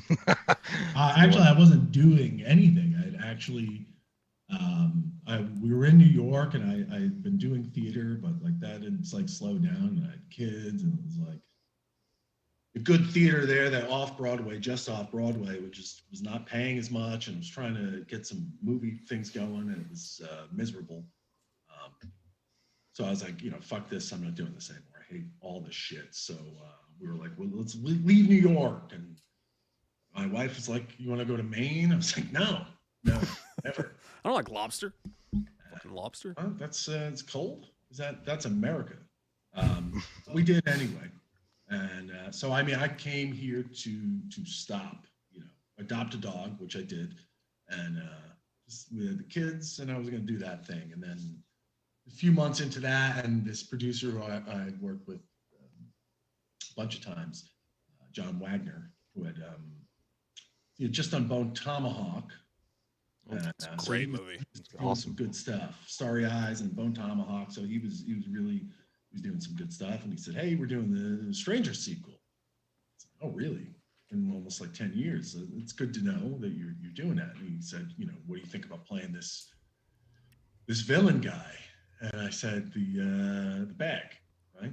Well, I mean, you know, I'm not really doing that anymore. Because, you know, I wasn't being fulfilled as an actor, as an artist. And I don't think putting a bag in my head and chasing people around is going to do that. Even though, I mean, I love horror movies. And I really like the first Strangers, and like, you know, I knew about convention stuff, and like that kind of appealed to me as a horror fan. But I was like, oh, you know, I'm going to be agitated watching people act, and I'm just like this silent guy. And then, you know, the first Strangers, what was so effective about it is like they were all in like the background, like flashes of it. I mean, you didn't really see the villains until like the last second. So I wasn't crazy about it, and they sent me the script, and I got the van scene in it, and I was like, oh, this is pretty cool. Like, I want to do this van scene with the father. So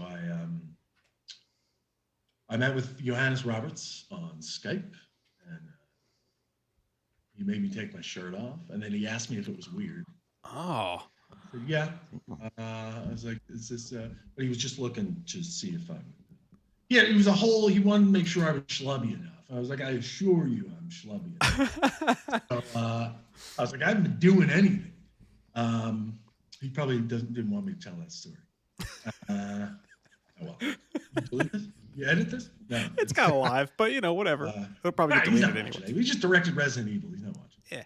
Oh boy. So yeah, I was like, yeah, you know, I'll do it. What the fuck?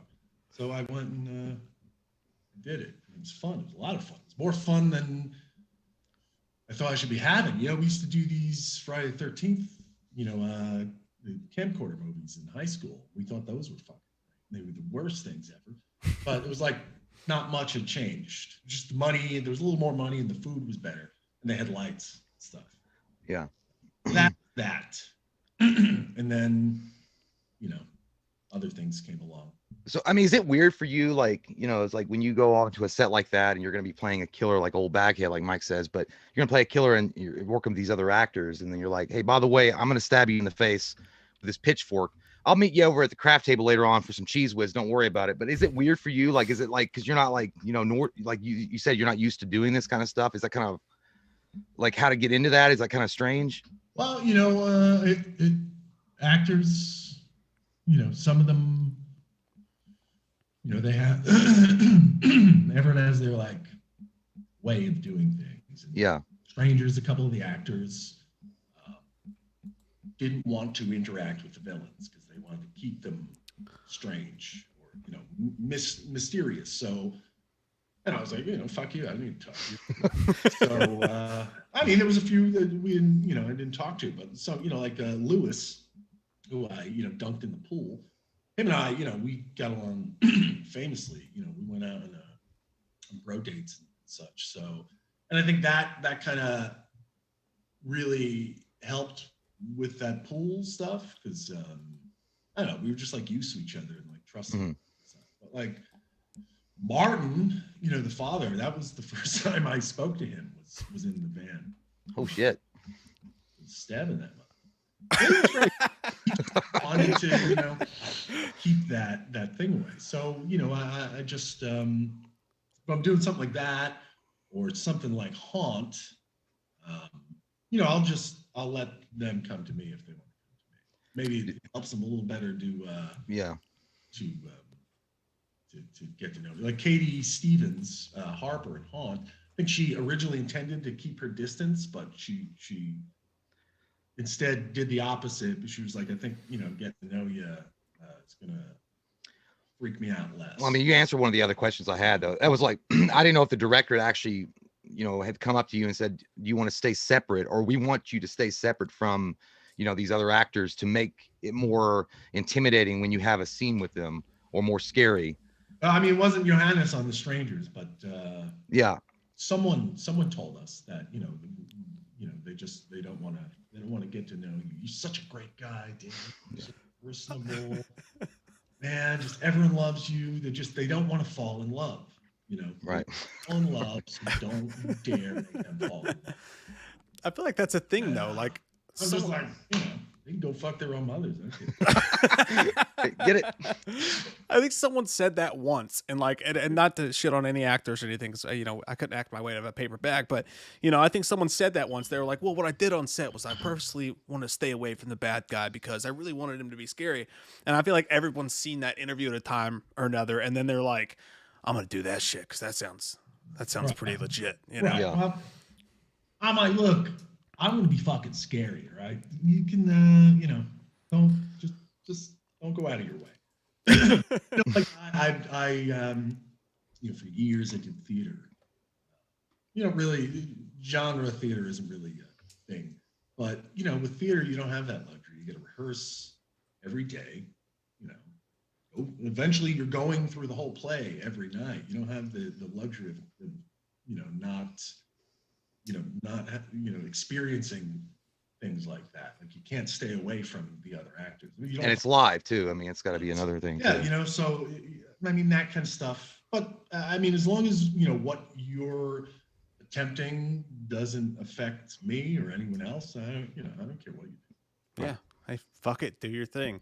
Speaking of that though, oh, and not to mention the fact that I mean you're wearing a goddamn sack on your head. It's not like they're gonna be like, oh, I can see it's fucking you. I had a fucking Triscuit cracker with this guy at break. I can't do this fucking scene. I'm going back to my trailer. It's not going to work. I'm not even scared. You know? But no, to be fair, I mean, people have their processes. So yeah, I understand, you know, got to respect it. Like you said. They're like, oh man, you know, I can tell it's Damian. It's like, well, actually Damian's in the bathroom now.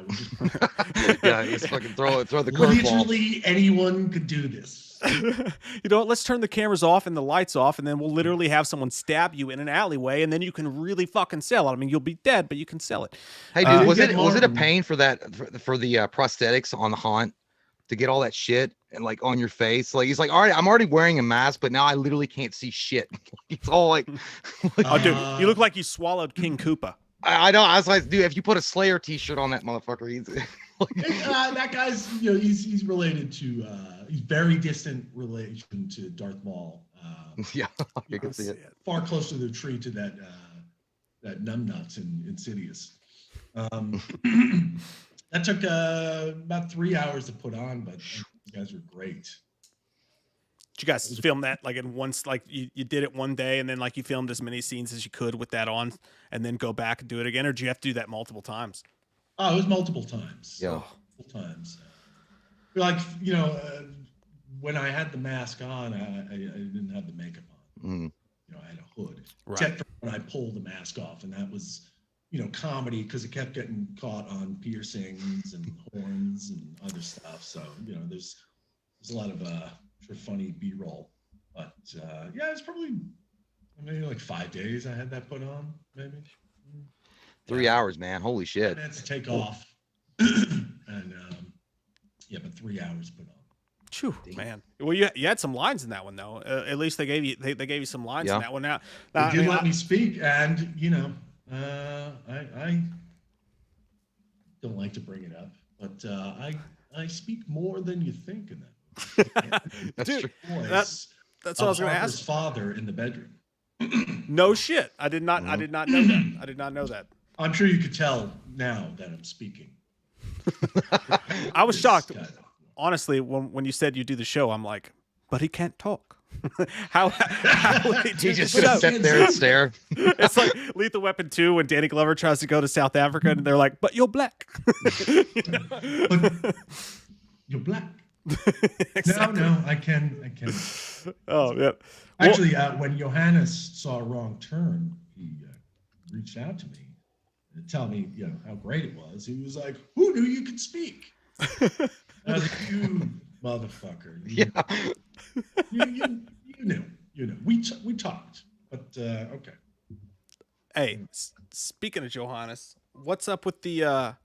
Can we get you guys back for a Strangers sequel, prequel, or something? Because I mean, the way the movie ends, you know.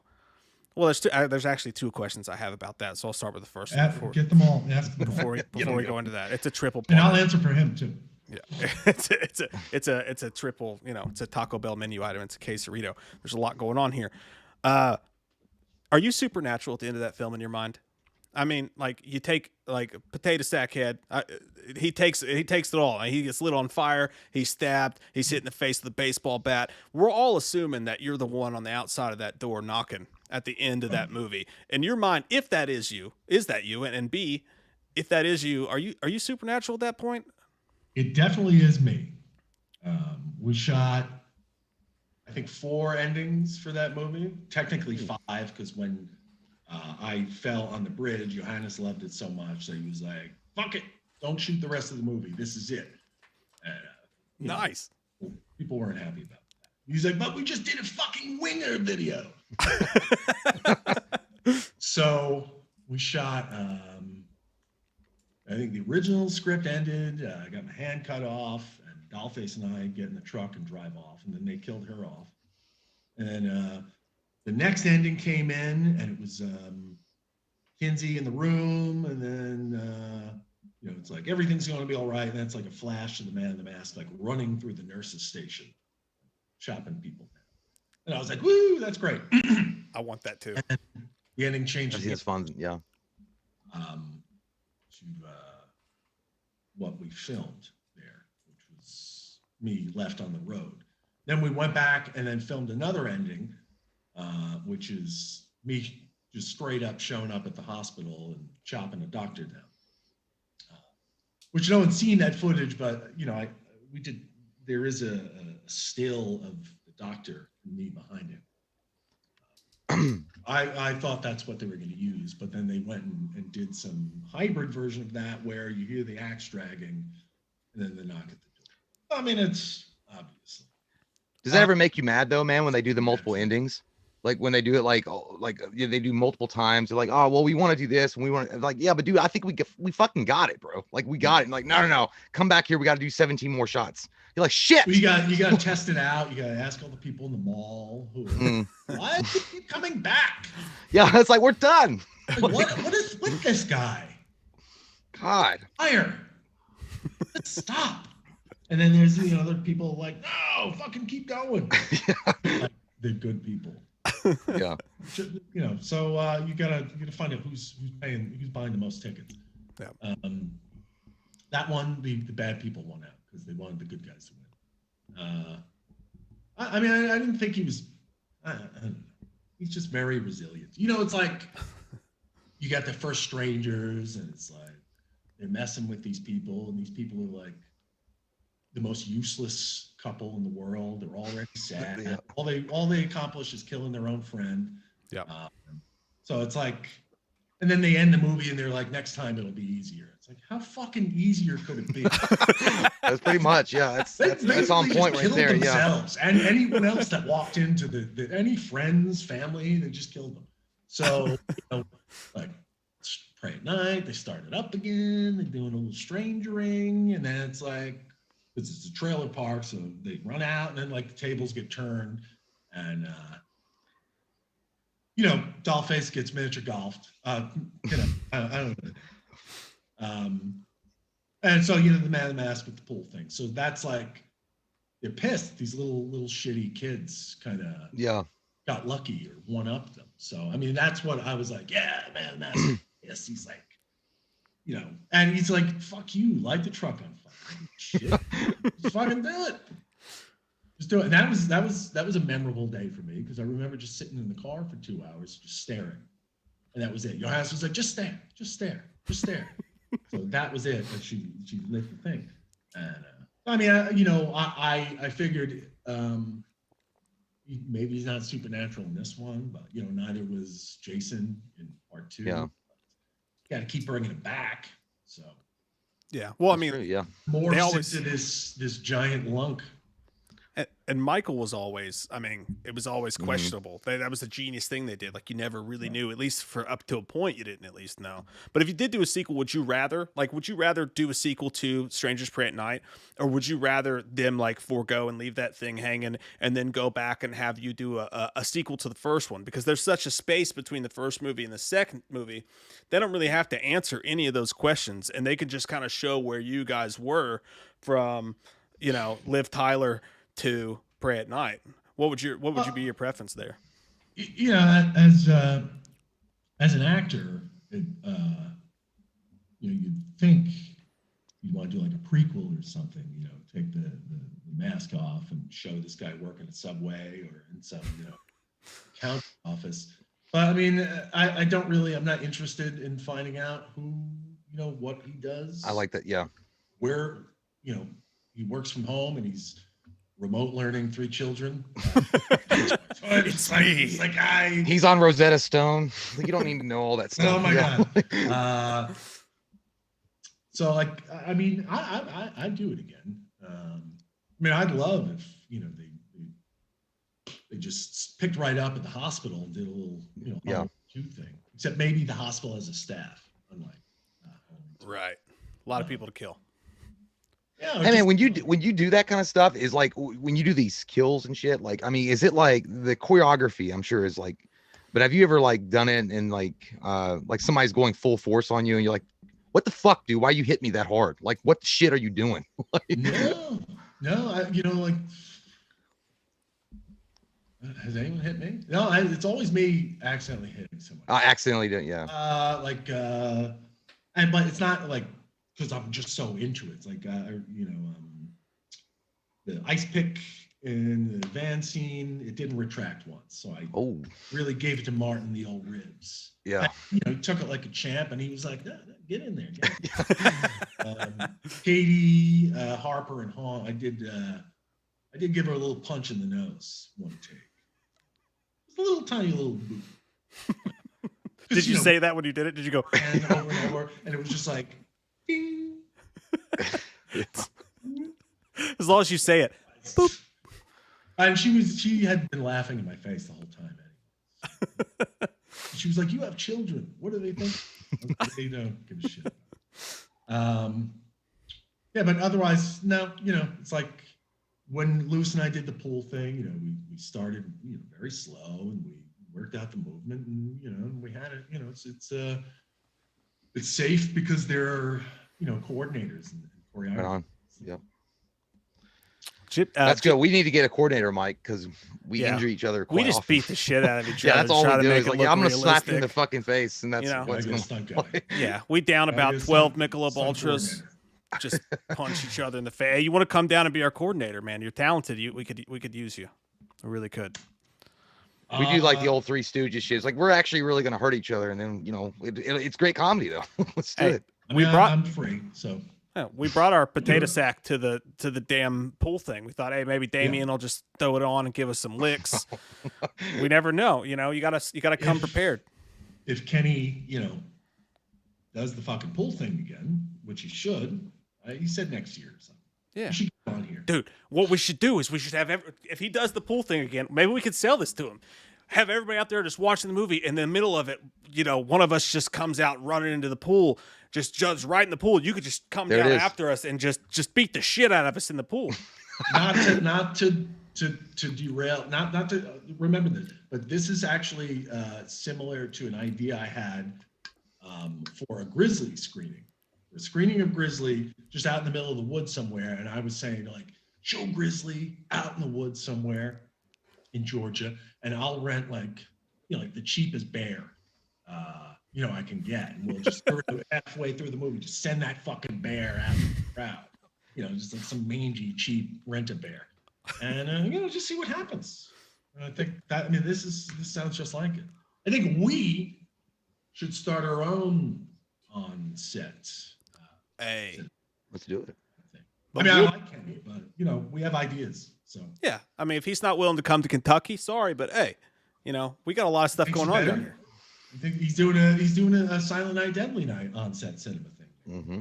See, there you go. Now it's interesting that you bring that up. Silent Night, Deadly Night. I don't know if you know this. I don't know what's happening. Oh man, yeah, no, I don't know what's going on. We talked about it, yeah, but hey, you gotta. And I was gonna say this. It's not as much as a question as much as it is as a high five, but You know, I think that, you know, you do Strangers Parade at Night, then you do Haunt, you get the Roll and Wrong Turn. You're building up quite a fuck. You're stacking shit. You're stacking some good shit there. My wife just hit the light, and you know, That scared the real fuck out of me. I thought you lost professional show power. we got going on here. That scared me, dude. Like, I'm not gonna lie.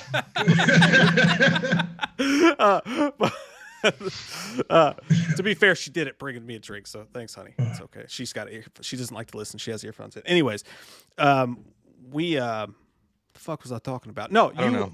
You know, you gone out, and you know, some people will do these things, and they'll do these roles or whatever, and then they'll be like, okay, well, I'm going to do this now. I need to go do this. But you, just like you mentioned with the conventions going on, the way you are with the horror community, you got tons of shit coming out with Felissa Rose, if I'm saying her name right, from Sleepaway Camp. You've embedded yourself into the horror community. And I think that, you know, that was a cool thing to do, and it was a smart thing to do. And now what's happened is this Silent Night, Deadly Night comes out, and people are fucking going buku saying that needs to be fucking Damian Maffia. And there's not Kickstarters, but what am I fucking? There's what do you call them? You sign them. Petitions. There's petitions There to you get go. you in Yeah, the that's role. what they're called. Cyanide, Petition. all that Yeah. shit, man. You know, good moves on your part, but that's a crazy situation. Well, you know, I mean, it's certainly. I mean, I've been watching horror movies all my life. Big fan. So even be involved in this stuff and having this conversation is it's pretty wild. And you know, anytime someone announces like some kind of reboot slasher type thing, I'll get tagged here and there. But this one kind of took off on its own, and I was like, you know, I get to do the slasher thing, but also like a bit of a psychological, you know, some acting stuff here. So, you know, I fucking love it. And Christmas, you know, nice, pretty lights and stuff. You could have a good thing going on there. So I embraced it, even though I know the guy in the original movie is like 18, and I'm not. Actually, well, the petition certainly made its distance because the producers of Silent Night, Deadly Night did reach out to me and were like, we see that petition. Could you, you know, for Christ's sakes, stop people from messaging us? Or whatever. You know, they were awesome, very, very patient and polite. Yeah, I'm sorry. It's my fault. So, you know, it's a cool thing, you know, no matter what. You know, actually, I'd probably be better off for like a Christmas Evil remake. Someone's doing that. Okay. Yeah. That's a good, That's well, a good one. They did. You better watch out, but I don't think it really had anything to do with the actual Christmas Evil, right? I mean, they could still do the whole thing with that. I think it'd be great. It doesn't have that, you know, that name kind of punch. But, yeah, Psycho Santa. I mean, is there a horror franchise, Damian, that you would want to work on though, like specifically that you would really love to be a part of? Like, is there anyone like comes to mind? franchise? Yeah, you talk about Friday the 13th. I mean, I know that they don't have the speaking roles or anything like that, or anything. Like, is there anything specifically that you would be like, yeah, you know, I think I'd probably be badass in that? I don't think franchise. Yeah, I like the Friday the 13th movies. It's just, you know, I mean, there's not much to it. What about some Anthony Perkins? Would you want to do some Psycho shit? Let's see. I would love to. I don't Yeah, I think you rock it, man. I don't think anyone should attempt Psycho again, because you know, It is, yeah. is not well met. But yeah, I mean, there's a lot. Like you know, I shared an article from George Mihalka. You know, My Bloody Valentine.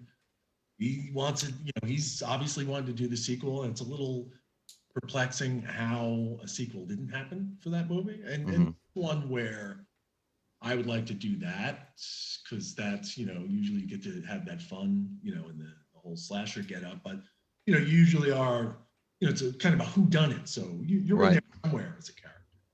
I mean, that's the kind of thing. I mean, it's always like in, you know, my career, which I'm lucky to have anything right now, but ideally, I mean, I could still do like the Stranger stuff or like fucking Cropsy or something, but you know, I like to get in there and do some acting stuff too. So. Yeah. Well, you like to have it like a duality kind of scene where you're like, yeah. So like Wrong Turn was great for me. It's yeah, pivotal. It's you when I first started talking to Mike Nelson about Wrong Turn, I was like, what do you think? Like, I'll just play some, 8-fingered, 3-fingered, 1-tooth, Right. 2-headed thing. Is that what you're doing? And then I read the script. I was like, what is happening? Yeah. So, that was, I really appreciated the opportunity to do that. It's like I had to do this whole language thing, and that's, dialects are not my strongest skill set. So that was a lot of work. Yeah, we had Alan McElroy on a couple of weeks ago, and I forgot to ask him, but the dialect, like, where's that come from? Like, I know, like it wasn't made up, obviously, but do you No, it's a real language. It's Faroese. Faroese, which is like somewhere near Denmark. Okay. But people still speak it there. There's people, that live there. I think it's like 25,000 people or something. Hopefully they never see Wrong Turn. What did I say? Yeah. Yeah. Like, I've been in the mountains for 100 years, right? Languages are going to evolve and change and stuff. You can get a little fucking New York in there with the Faroese. It's a real language. And I worked with Ray and Nolan, who does Star Trek. Oh, okay. Which is not a language. That's the name of a show. But they do a whole bunch of languages on there. And as far as I know, none of those are real. But worked with her and a Faroese native. So yeah, it was good, man. It was really good. I mean, obviously I don't speak Faroese, but I mean the dialect sounded fucking good. You don't. Yeah, I don't. I mean, that's the trick, is picking a language that no one really can call you. It was good. It was really good though. No, it was. It absolutely was. And you did have some lines. We mentioned this earlier, circling back a little bit, but in Haunt, and I'll tell you this, man, the lines that you delivered were good. They were really good. For everything from the let's take that mask off to my fucking eye. Like, that was great. Was that in the script, or did your eye actually fucking get injured? Like, my fucking eye. Like, leave it in. I don't know if my fucking eye was in the script. I was just like kind of on my back, and they were like, just be upset. The guy that lost his eye. And I was just, it might have been my fucking eye. I don't know. It was good. It was I really liked good, it though. though. It was. I can't remember. I lines were in there. I was even watching it with my kid today, my 11-year-old, my older kid today. She watches horror movies with me sometimes, and we were both fucking cracking up at that. Not because it was bad, obviously, but because it was just like that would be your fucking reaction if you got stabbed in the goddamn eye with a shard. Would be my fucking eye. Yeah, especially because it comes right after the scene where you're like being very intense. Right. Like, take off that mask. It's like, my fucking eye. Shit, are you serious? Like, yeah, dude, I get it. Are you shitting me? Was there That's a voice what she change? said. Yeah, are you shitting me right now? Are you fucking kidding Shitting me right now? You could have Can't stabbed me believe in that. the goddamn ear. Was there a voice changer at all? But before that scene with the take off your mask stuff, because it sounds like a deep cut, like it sounds like a fucking like almost a screamish voice changer going on. I was going to, lower my voice a little bit there, and then they gave me the tooth thing to blacken out my teeth. So it was like this mouthpiece, and I put it in there, and it really kind of dropped my voice down even lower. So I was like, oh my God, do I sound like this right now? Yeah. You sound like you just did helium. You're like, oh my God, guys, this is crazy. Oh my God. I was like, The opposite effect, yeah. You just so no, I mean, that was me, but just like with this hollowed out mouthpiece. And yeah, don't lie. They just gave you a bunch of whippets, didn't they? They just fucking just gave you whippets and told you to go. I bent over to get her, and they were just like, whoop. So it was a physical piece then, like it just altered the way your mouth was, and then like it just made it sound. That's crazy, man. That's wild. Yeah. It's pretty fucking cool. You got a lot of stuff coming up too. That sounds pretty cool. There's one thing, dude, on your IMDb that freaks me out. It's cool and it's wild and it's weird. It's Wild and Crazy Kids. It's called Happy Slashers. All right, and it's listed on your IMDb. And the picture of it, just so you guys in the audience can imagine this, it's like an animated Michael and Freddy Krueger and Chucky and all these people like at a picnic table and this animated thing. And the plot line reads, again for the audience, dive deep into the depths of hell inside Krug's boiler room where O-Face, Mikey, Jay, Chuck, Tex, and their therapist Krug, which is you in this apparently, meet for group therapy sessions to become A+ model citizens so they can be placed safely back into society. And oh shit, that's awesome. it's a cartoon, right? And you're voicing Krug. Like what is obviously there's some clear like copyright, like, you know, spin moves going on with the names, but what is that about? I think it's about us all getting sued eventually. Winding up in prison. Yes. Well, yeah, that guy Ron, he that was an interesting thing because I think he's got a show, and then Dave Sheridan was on that show, and then they were talking about something, and then because he had like this Ghostface type character in there, and I guess he talked to Dave Sheridan, and Sheridan said, "I'll do it." He played the Scary Movie version. Deputy Doofus. Doofy. Yes. Deputy Doofus.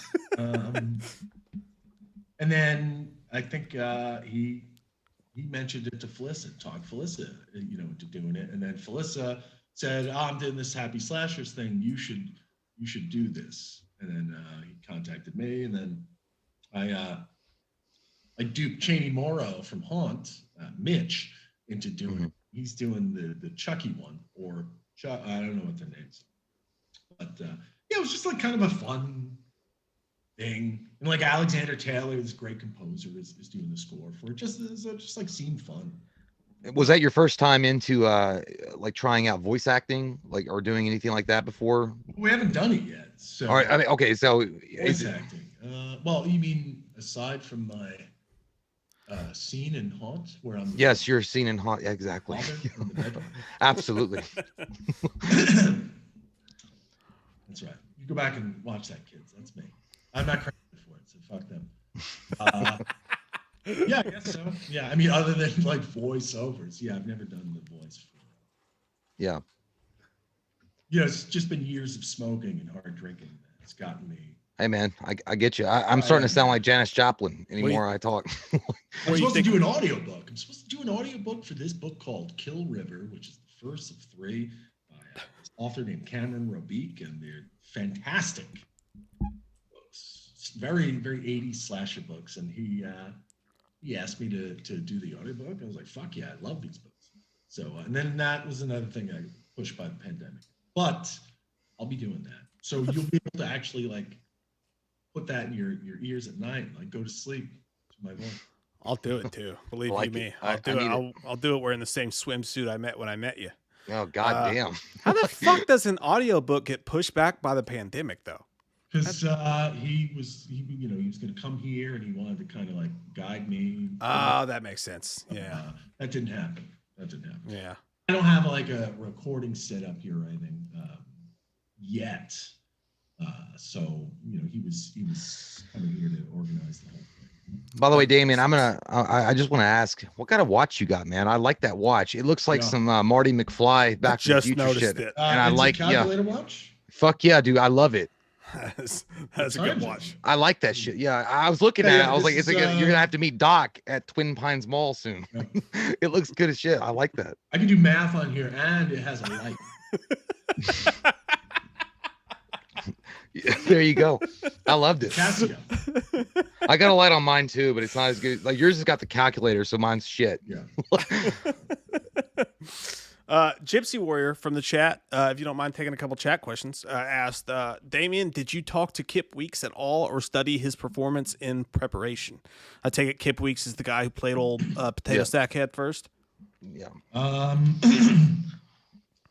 I had seen the original Strangers in theaters, and I did watch it again before I went to do it.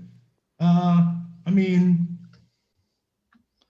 he's just kind of walking around there. I just kind of assume Brian Bertino kind of just like used them as, like sort of set pieces to move them around there. So, you know, I did this slow walking thing. I walk slow sometimes in real life, so it wasn't that hard to apply. I have not talked to Kip. He is a wholly unpleasant person who had very pleasant, awful things to say about the movie. And I mean, I could go into that for, you know. Did he though? Holy shit! What about what Kip said about the movie? And God damn! I'd listen.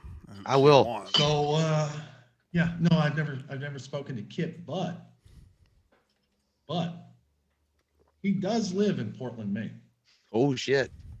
Fucking blow your mind that Yep. we're both in this little fucking city here.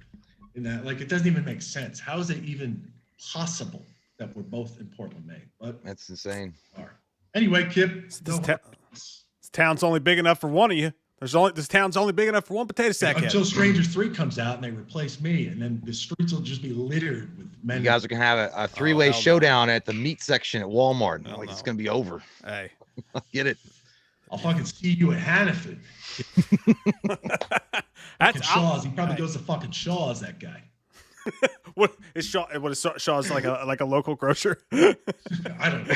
he's just made it up. It's Hey. 5 minutes further than Hannaford. Oh, okay. I'll Go to Whole count on me. Foods. Hey, potato sack off. Like literally in the parking lot, Shaw's. He can bring his sack. He can sack up. He You said wants a potato sack sack. up. Oh my shit! I'll fucking sack up. That's bullshit, man. I mean, I don't know. You know what was weird about The Strangers 2 when it came out is like everybody expected it to be dog shit. I mean, I just think they just like, oh, it's The Strangers. Oh, they're gonna do it. Oh, that should not have it's gonna be whatever. And then they went in there and they had already, decided it was dog shit. But it wasn't.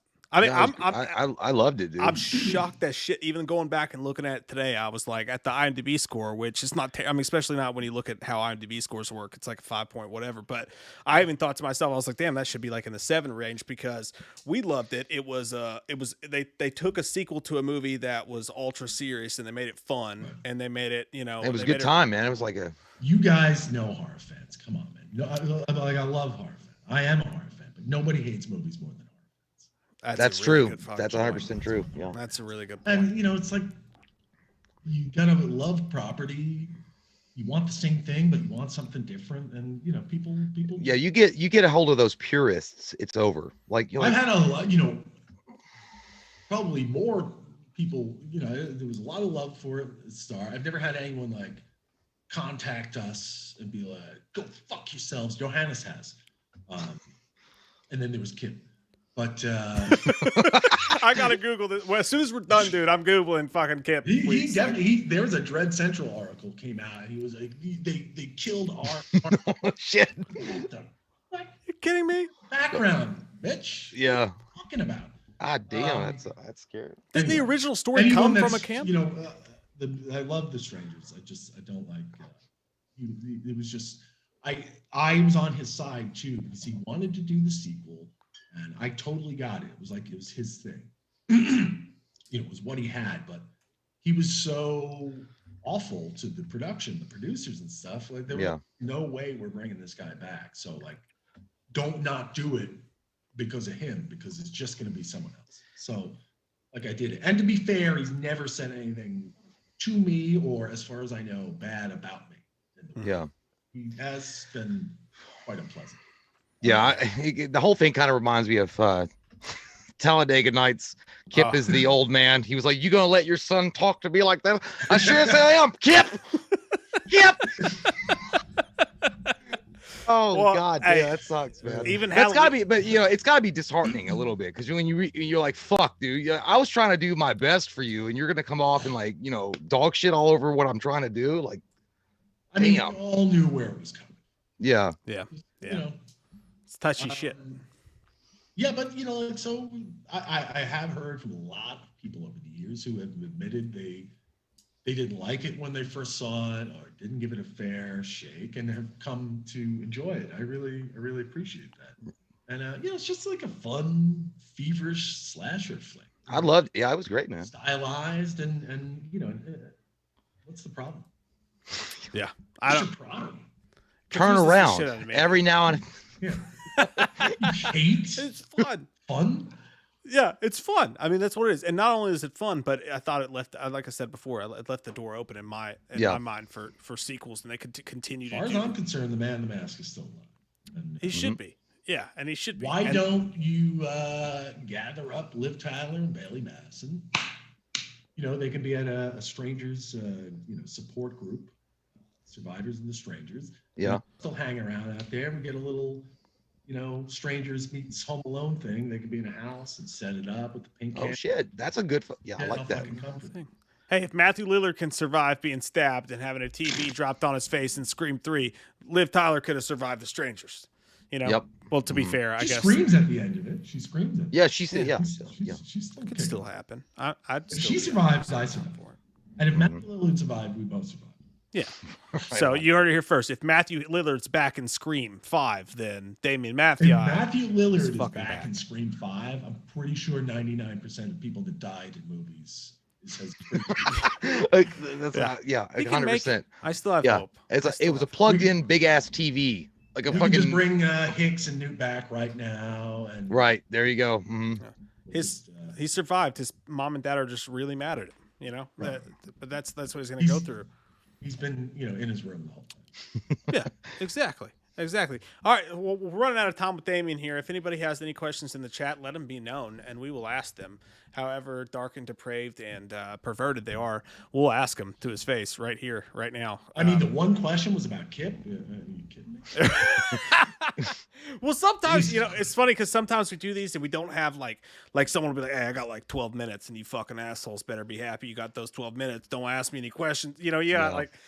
So sometimes we don't even, and I get that, but I imagine there's some good questions for the audience. But yeah, that one, it was from Kip. And I didn't know that either. So to be fair, that was pretty enlightening for a Kip I'm going to question. send you the Dread Central art. I can find it. Because it'll be form and I'll never forget. Well, hey, we got in a whole thing with the dude who played the original Tommy Doyle. In Oh Halloween. yeah. That was a big thing. I don't know if you know this, but the dude who was the kid was really fucking pissed about them getting the guy from Weird Science. It's probably unfair to call him the guy from Weird Science. Michael Hall, Anthony Hall. He was real pissed about that. And then there was this whole tirade on the side about well, they asked me, but then this and this, and then I heard a little bit about that. Yeah.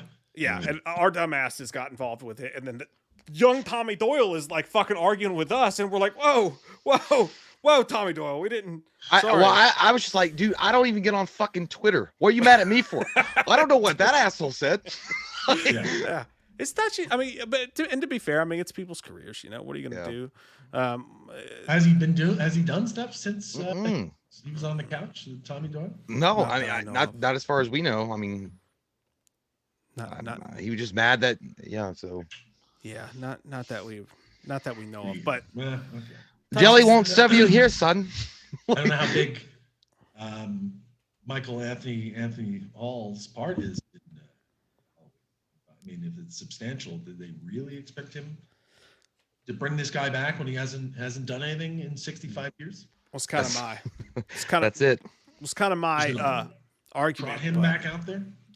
Yeah. It's kind of my argument too. Will Wilson wants to know, Damian, how did you get involved with I'm Dreaming of a White Doomsday, which is a great title? Yep. Michael Barno. Yeah. I met Mike through a mutual friend, Brian Keene, author. Great author. I met Mike through Brian, and then Mike had contacted me and said he was doing a short based on one of his works, and if I would play the father in it. And this was pre-Stranger stuff, and I was like, I'll do it. So I took the train down to Pennsylvania, Lancaster, and I did it. It was like 2 days. I shot it. It was great, and I left. And then it's like 5 months later, he was like, I shot so much footage. I think I'm just going to make it a feature. I was like, well, that's not always a good reason to make something like but, okay, where's my fucking money then? I shot a feature film. Where's my money? Yeah. But no, it's fantastic. I love Mike. Really, that movie is fucking bleak, but it's, he did it for so little money. It should be like an inspiration to filmmakers. Like, go out and do your own thing, but make it good. That's the key. And he did all the fucking effects himself. He just did everything. He built like the basement, the bunker door. It was impressive. But yeah, that's how I got involved. I still talk to Mike. I just talked to Mike yesterday. Nice, man. Tomo Igato asked, Damian, what was your favorite moment you filmed in a film of all time? Just your favorite number one. In any film? Yeah, all of them. My favorite moment in any film? Yeah, just pick one, and then you have to kill the rest forever. Oh my god, I don't even know. Get away from her, you bitch. Oh shit, Sigourney. Is it? Might be. I don't know. What day is it? What time? Friday, I think. Like these things. It's Friday. Anything in Black Christmas? Anything in Aliens? Anything in Dread? I don't know. Get away from her, you bitch, is a really classic scene. What is it like to be constantly confused with Carl Urban? Yeah. That does happen. I can see it. I fucking love that guy, man. He's international. Underrated as fuck, man, for sure. He's a good actor. He's a legit amazing actor. And the guy, I mean, it always kills, these fantastic character actors. Like they'll change themselves no matter what. And they'll leave the helmet on the whole time. And it's like, I'm a huge Dread fan.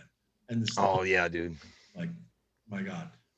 So when I found out Carl Urban was doing it, I was like, oh, God, this is going to be a helmet off thing. He's fucking taking his helmet off. He's pretty young bastard. But, man, and that movie's great.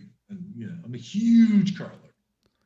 Love it. Dude, Carl Urban, like, you got a lot, like, dude, Carl Urban is one of those guys, man, like, he's never gotten the love that he should have got ever. And the fact is that, the fact that Dread was literally the audition for Batman, like, it was all, like, he should have been. I'm not saying that, Batfleck didn't do good or whatever, but I'm just saying, like, man, if you'd cast Carl Urban. Well, why don't I have more fucking Dread movies? Exactly. Oh, give me a Dread too. What's going on? They fucked up the marketing. And it didn't matter how good the movie was. Well, I didn't know that because people were still like, no, you got us with that Stallone movie. We're not. Yeah, it was so good. Rob Schneider was a fucking superstar. No. Fucking trapped in the Nice try. robot spaghetti machine. Yeah. Gypsy Warrior says, any advice from Eric Freeman for Silent Night, Deadly Night? Could we please get a garbage day? You rock, Damian. Oh man, Garbage day. What's the C do the garbage day? It's kind of on the spot, right? For the why do I have to do? I don't want to do Silent Night, Deadly Night Part 2. To be fair, it is that is the sequel. We're talking about a legit reboot here that we're trying to get Damian in. So, but if you want to, I mean, we'll listen. The thing about Garbage Day is that, like, I don't know if I can like that's not an easy thing to do, is tap into that level of like cheese. No talentness. Yeah, it's hard, man. That's like some Ed cheese. Wood shit. Yeah, You But went to even just be darker. completely oblivious to your own abilities or lack thereof. it's like taking a blue Fucking flower put it and out there, Batman just like, Begins. Garbage Day. It's just like I'm not that good. I can't do it. I can't be. That's it, man. I get I'm that. not good enough to be that bad, and that. Thanks for fucking ruining my life. Just put that whole comment just left a mark on you for the rest of your career, dude. I have been awful with the questions here. No wonder no one wants to talk to me. That's The not fucking thing. I just trashed the Freeman guy. It's just like, why would I? I love it, man. I To be think fair, you're fucking awesome. I've had a Like, goddamn I've had a plastic blast in the. Yeah, I think it's been great. I enjoy your answers. No doubt. I feel about like it. we've been hanging out at Olive Garden for way too long, and they're gonna ask us to leave at any point. Like, they're gonna be like, "Hey, man, we closed like an hour ago." It's like, yeah, No more breadsticks. yeah, we're done. What you need to do if you really want to send your real audition in, since they're still deep in development on the whole thing, is just put a tripod across the street. Put a tripod across the street, and then just wait until the garbage men come. You know, wait until they circle your house. You know, everybody knows what time their garbage men show up. I know I do because I'm always hungover, running out the fucking garbage cans trying to get them there. You know, just walk out, you know, with a fake gun, and then scream "Garbage Day" at the actual garbage guys, and then you know, just send it in. But of course, you'll have to wait for the sequel to that because that's not the original. The original at 10 a.m. this morning in Maine, Damian Maffia. But then we'll have Garbage this. men shot. Or been shot. We can go back to this and be like, no, it's okay. He was filming an audition. You people in Maine just don't understand. Garbage men shot. Poor man's Kip Weeks. In parking lot. There you go. The next day, Kip Ooh-wee, Weeks I don't know just if I'll take that fucking risk. completely like disparages your performance. Kip Weeks is like, I could fucking say It could be Garbage Kip Day. Weeks fucking shoots me. Oh shit! There's the plot twist right there. Garbage day. Garbage day. Garbage day. I can't. Now you're gonna be stuck in I a shouldn't loop. even get the fucking part. I can't do it. Yeah. That's not me. I'm not the guy. I'll do All the right. Mickey Rooney thing. Oh fuck! Just All call right. me when they get to the cockroach sequel. Whatever the fuck. Oh Jesus Christ! We didn't finish. We only got to the second one, and we were like, There's I one with can't. like huge robot cockroaches. Oh, Are you shit. fucking serious? Does it get I that am- bad? I am dead serious. Oh, my fuck. Christ Almighty! Huge. I think Brian Yuzna had something to do with it. Maybe directed it. Definitely did the effects. But yeah, it's huge cockroach, Silent Night, Deadly Night. I mean, isn't that where you would expect that franchise to go? At that point, yeah, if you're gonna, Huge yeah, cockroaches? yeah. I did not Why know not? that. I did not know that, and I don't feel like I need to. It's like the other night I tried to watch The Crow 3, and I got like 20 minutes in. I was like, I can't God fucking do it. damn. Can't do it to Stop. myself. Can't do it. I just, Yeah. it's horrible. It's tough down there. The wrong turn movies get like that. Oh yeah, Dude, we did, yeah, that Man versus movie. Fuck. Ooh-wee, dude. They made Holy shit. there's porn. They're porn. but by the way, hey, Yeah. you do something fucking different, you call it wrong turn, you better fucking hide in your shanty, buddy, because people will get pissed. Yeah, you know what was weird is like the people were coming out of the woodwork getting pissed off that Three Finger McGee, and I'm like, who the fuck is that? He's not running down the goddamn hill and trying to kill people. Like, who the fuck? I don't even know who that is, man. I got my finger on the pulse of the heart. Okay, nobody was talking about any fucking wrong turn ever. Not in this country. That's true. America.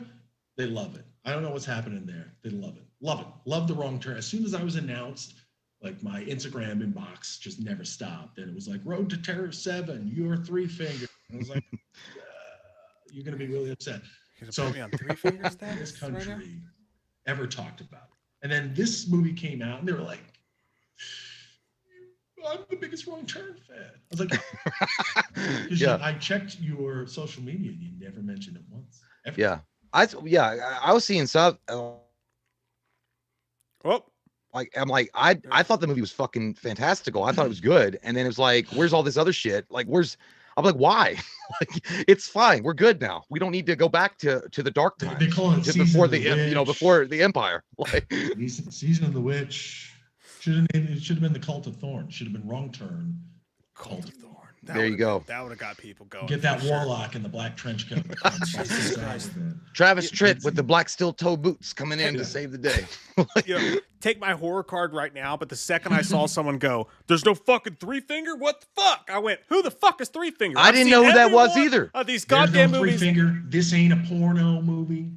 I don't know who the fuck Three Finger is. Is he the guy with the white hair and the two teeth? It's like, yeah. Is that Three Finger?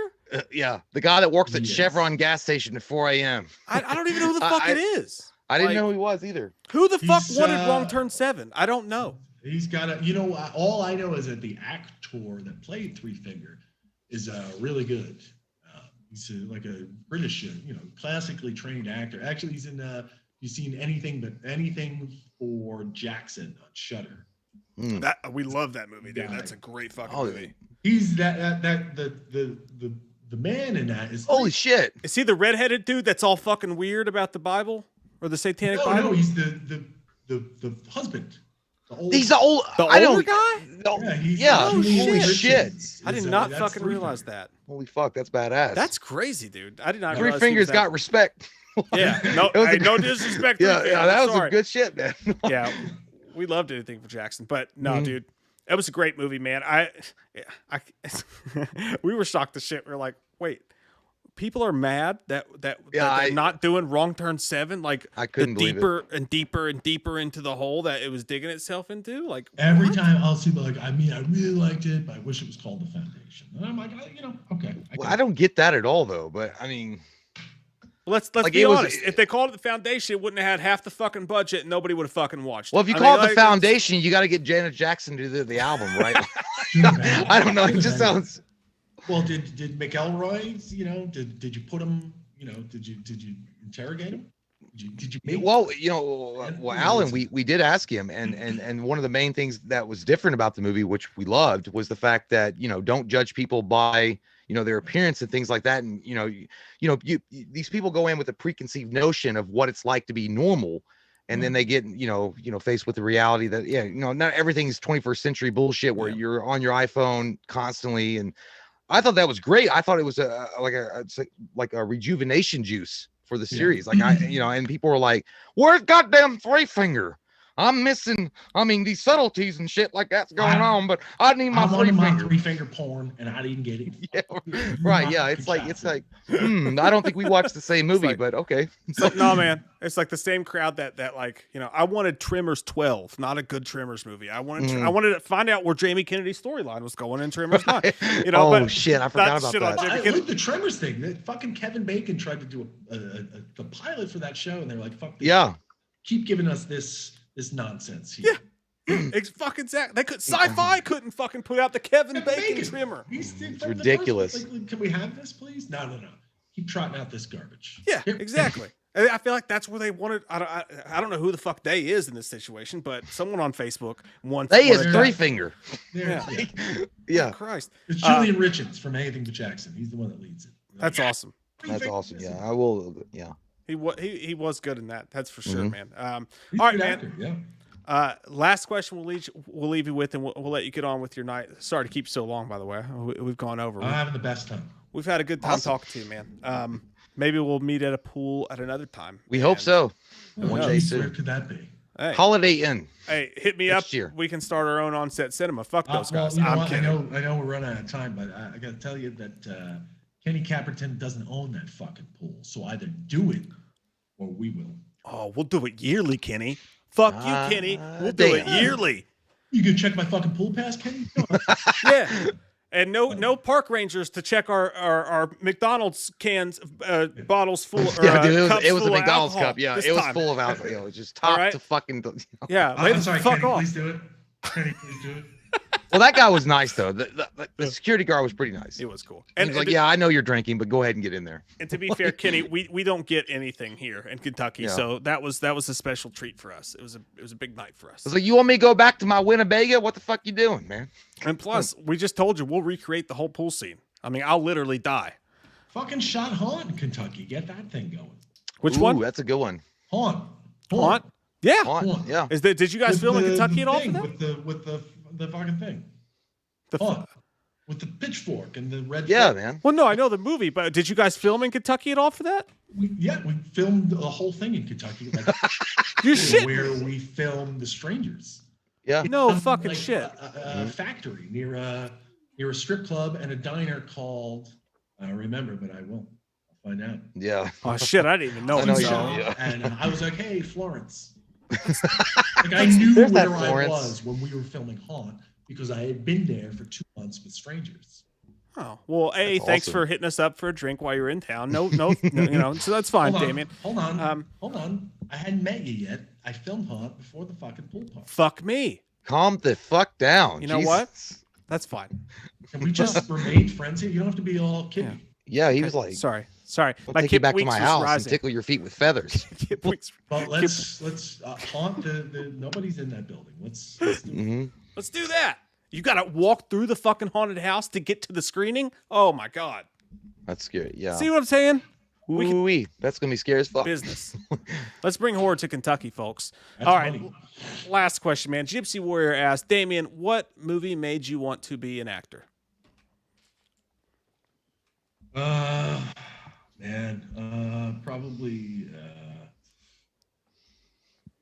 I don't know. Probably Alien. Ooh, that's cool.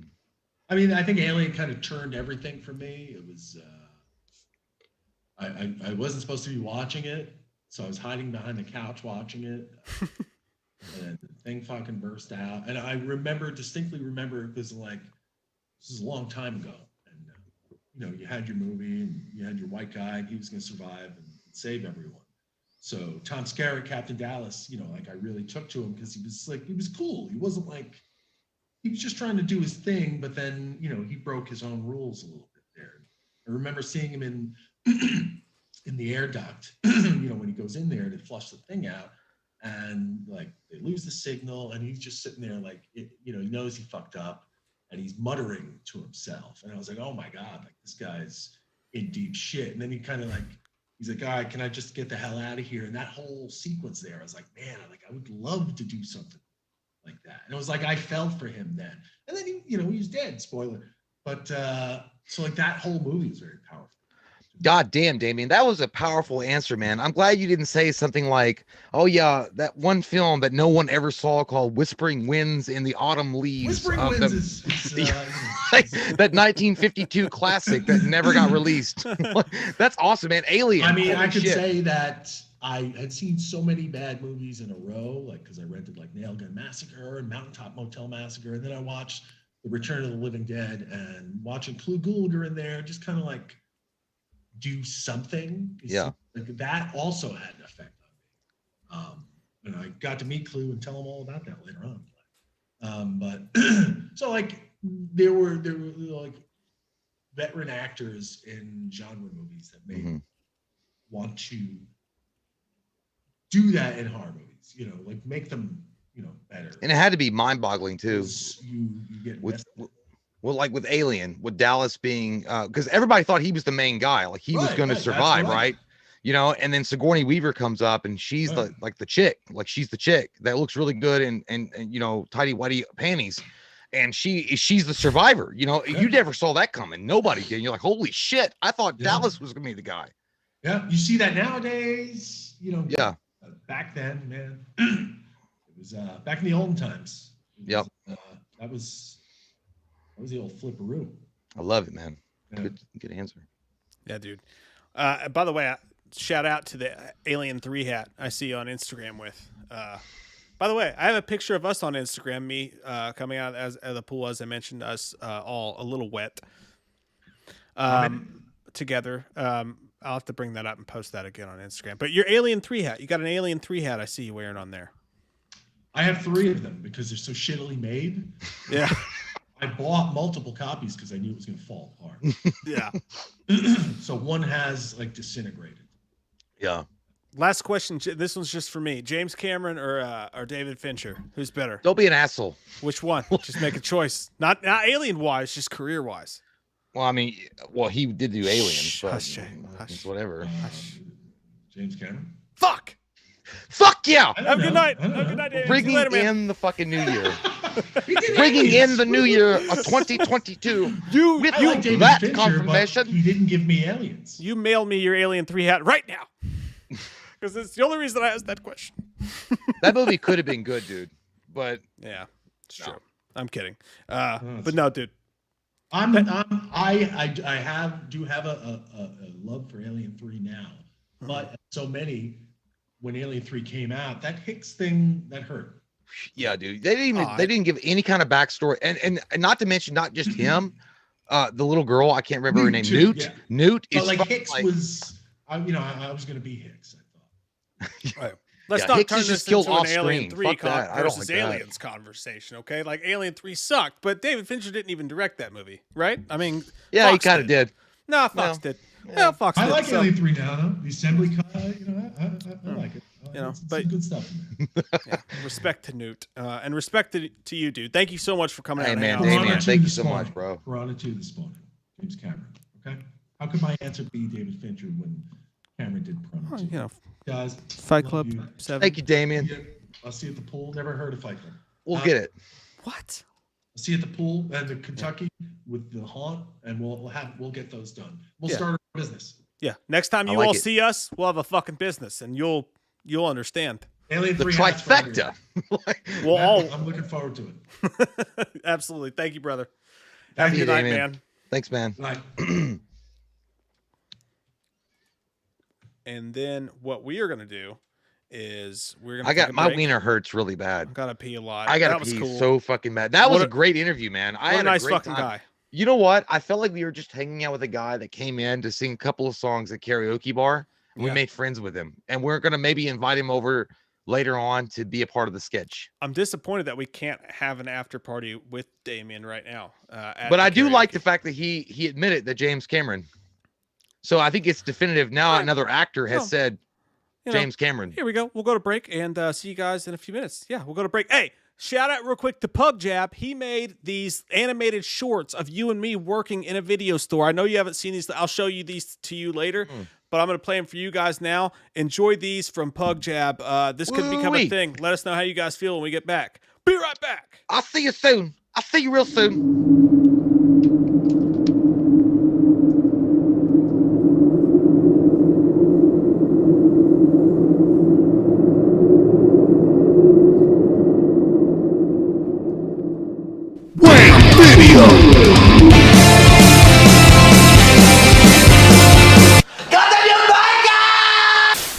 Oh God! Just take a look. It's in a book. Dark faded shit. And I'm not hooked. Oh my God, dude! Dark fucking shit fade. Not good. What happened here? Bad. They basically just You can't because if you It's go just too, that- you can't. they erased the masterpiece and then drew over it in fucking crayon. Call to John now. Basically. Call to John now. I know this hurts. What the fuck is this goddamn Michael Landon bullshit? That doesn't make any sense at all. Like, oh my God, it's like short circuit if the motherfucker started a family. Get it? So you do have the new Jumanji movie, or you don't have it, or what? I've been standing here for 5 minutes. You goddamn French people! I swear to God, you're so sexual. Look at it.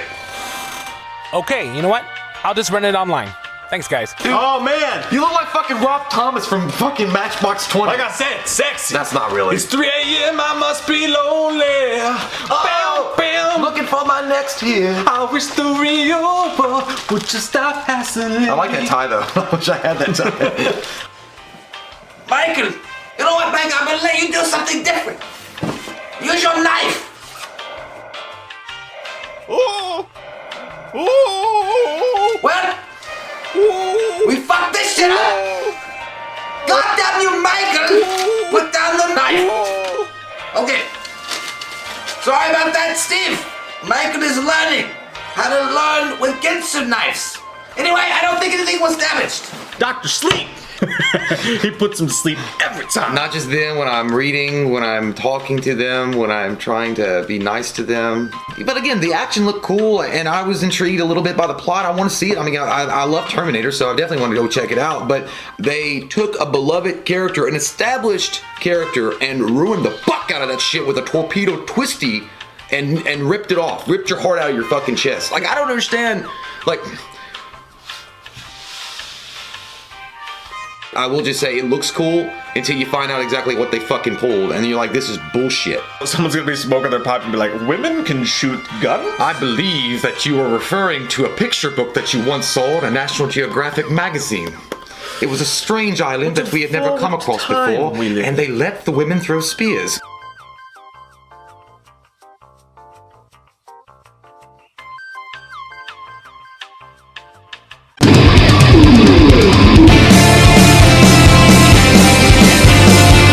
God damn you, Michael!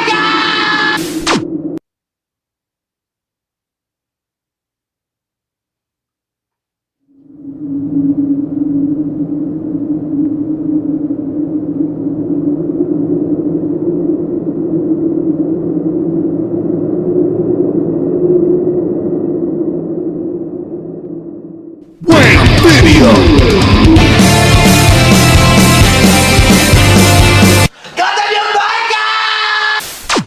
It has finally. This is Halloween. This is Halloween. That Christmas tree, oh what a sight. This is Michael Myers, this is Jason Myers. Go fucking kill Laurie. Quiet, listen. the ass shaft. It's time to pay, Mac.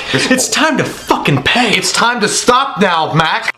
My name is Dave, and I've been standing here for 5 minutes. Will you please check me out? Fuck. God damn it. You guys ever had to ice your balls because you've been doing it so much? That's how I feel right now. Never happens to me. You know what? Forget it. I'm out of here. Now I am the master. Bruce Leroy. Oh shit, dude, that was fucking. You thought the first, this one, that was fucking better than. You know what? Yes. In the Godzilla trailer, when Godzilla breathes out blue fire, like that's how I feel right now. And then when out of his dick, Tywin Lannister's like, yeah, long live the king. Oh my fuck. Yeah, I felt like I just got shot while I was on the toilet, so that was a good reference. It was kind of perfect. Yeah. It was kind of fucking perfect. It's like if WCW was bringing back Monday Nitro. I feel like I'm watching Monday Nitro. It was so fucking. And Sting is in the goddamn Raptors. He's gonna take down the outsiders. I had a sister named Judith. She had sex with this kid. It all ended awkwardly quick. You know, I stabbed her in the tits. I know it probably wasn't cool of me, but I just went crazy. You see, my middle name is Audrey. Michael Audrey Myers.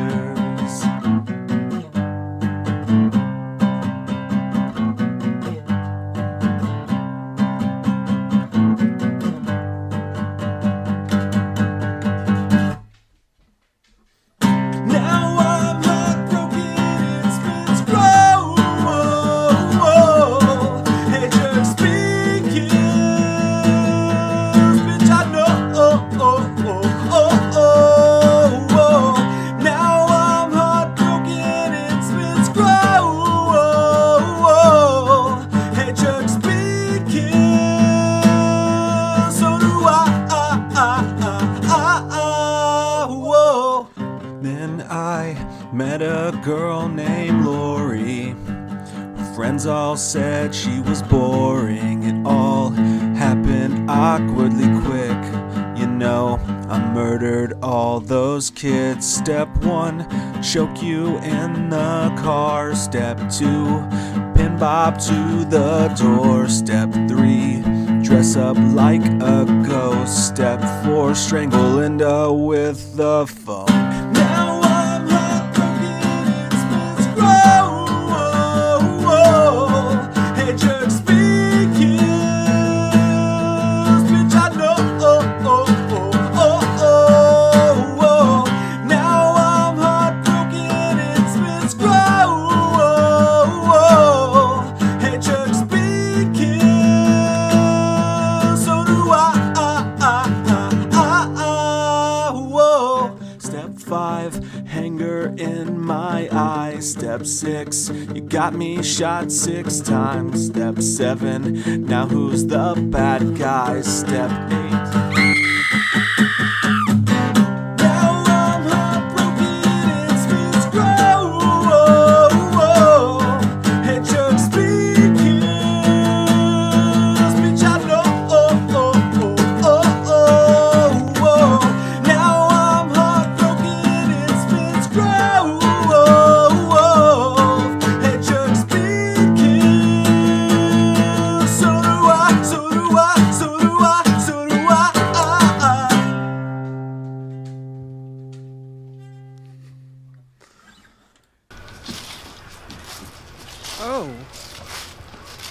Oh, we back.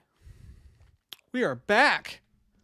Yeah, I'm in here. I'm in here like sin. I'm in this bitch. Yeah, I'm right here. I'm talking with you, and I'm having a good old goddamn time. I mean, I'm not gonna lie about it one bit.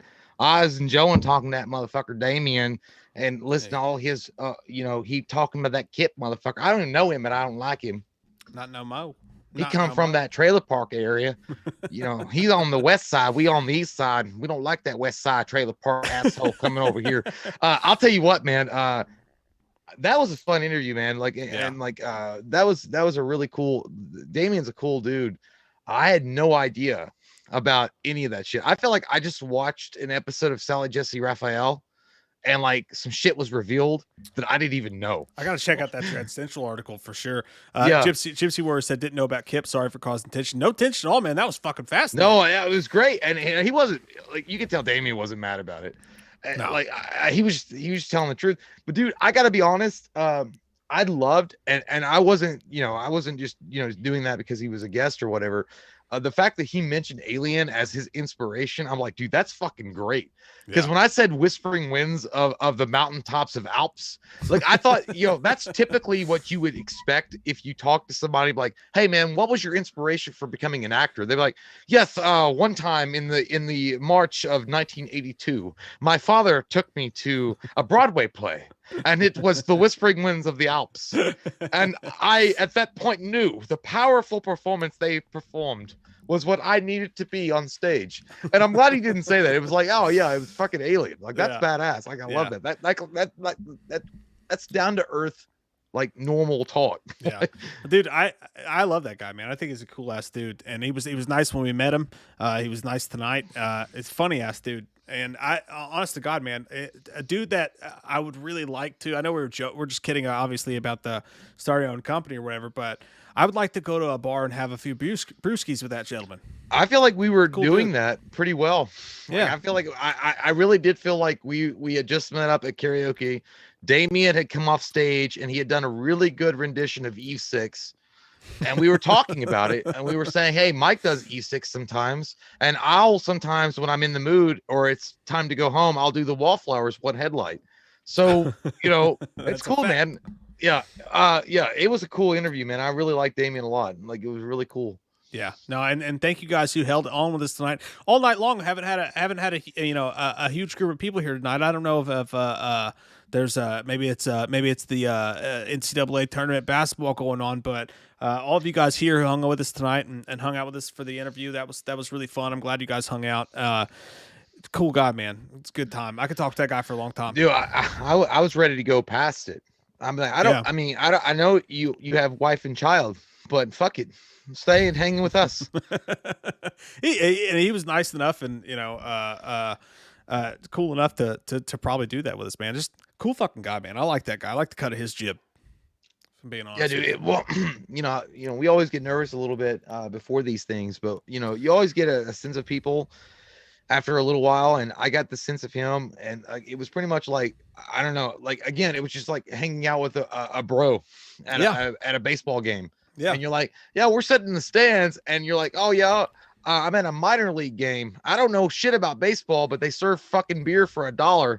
So I've been drinking this all day in the stands. What about you? It's like, I don't even watch baseball, man. Have you ever seen Alien? Like, fuck yeah. Like, let's talk about movies instead. Yeah, that's how Damian is, dude. He's a cool dude, man. He's a cool guy, and I hope he's got like and he's also talented as well. So I hope he has a really bright future ahead of him. Well, and I wanted to convey that to him too, because watching his films, like I just watched Haunt again tonight, and Strangers Pray at Night. It's not just you put on a mask and you could do it, because like a lot of those dudes are stunt actors, and as far as I know, Damian's not a stunt actor, but through the eyes, in Strangers Pray at Night, the way that he conveyed what that dude was doing, he made him a lot fucking creepier. And then what he did with Haunt was really good too. I think that the guy's really fucking talented, man, and I really hope that he gets more chances to show off his acting prowess outside of wearing a mask or whatever as well. Yeah, it's kind of like and I can't remember that dude's name like at all. And I'm stupid for not knowing this, but the guy that played how did I not know this? The dude that played the Mandalorian. Pedro Pascal. Yeah. That's he like here it takes a lot of talent to convey and express desire or intent or anything like that when you're wearing like a mask or like armor that you can't see your face. And like Pedro Pascal does that perfectly. It's like the Master Chief thing. You got to cast an actor if you're going to make an awesome Halo movie that's able to convey emotions in a full-on fucking armor suit, and you're going to believe that he gives a shit about the Marines that died next to him.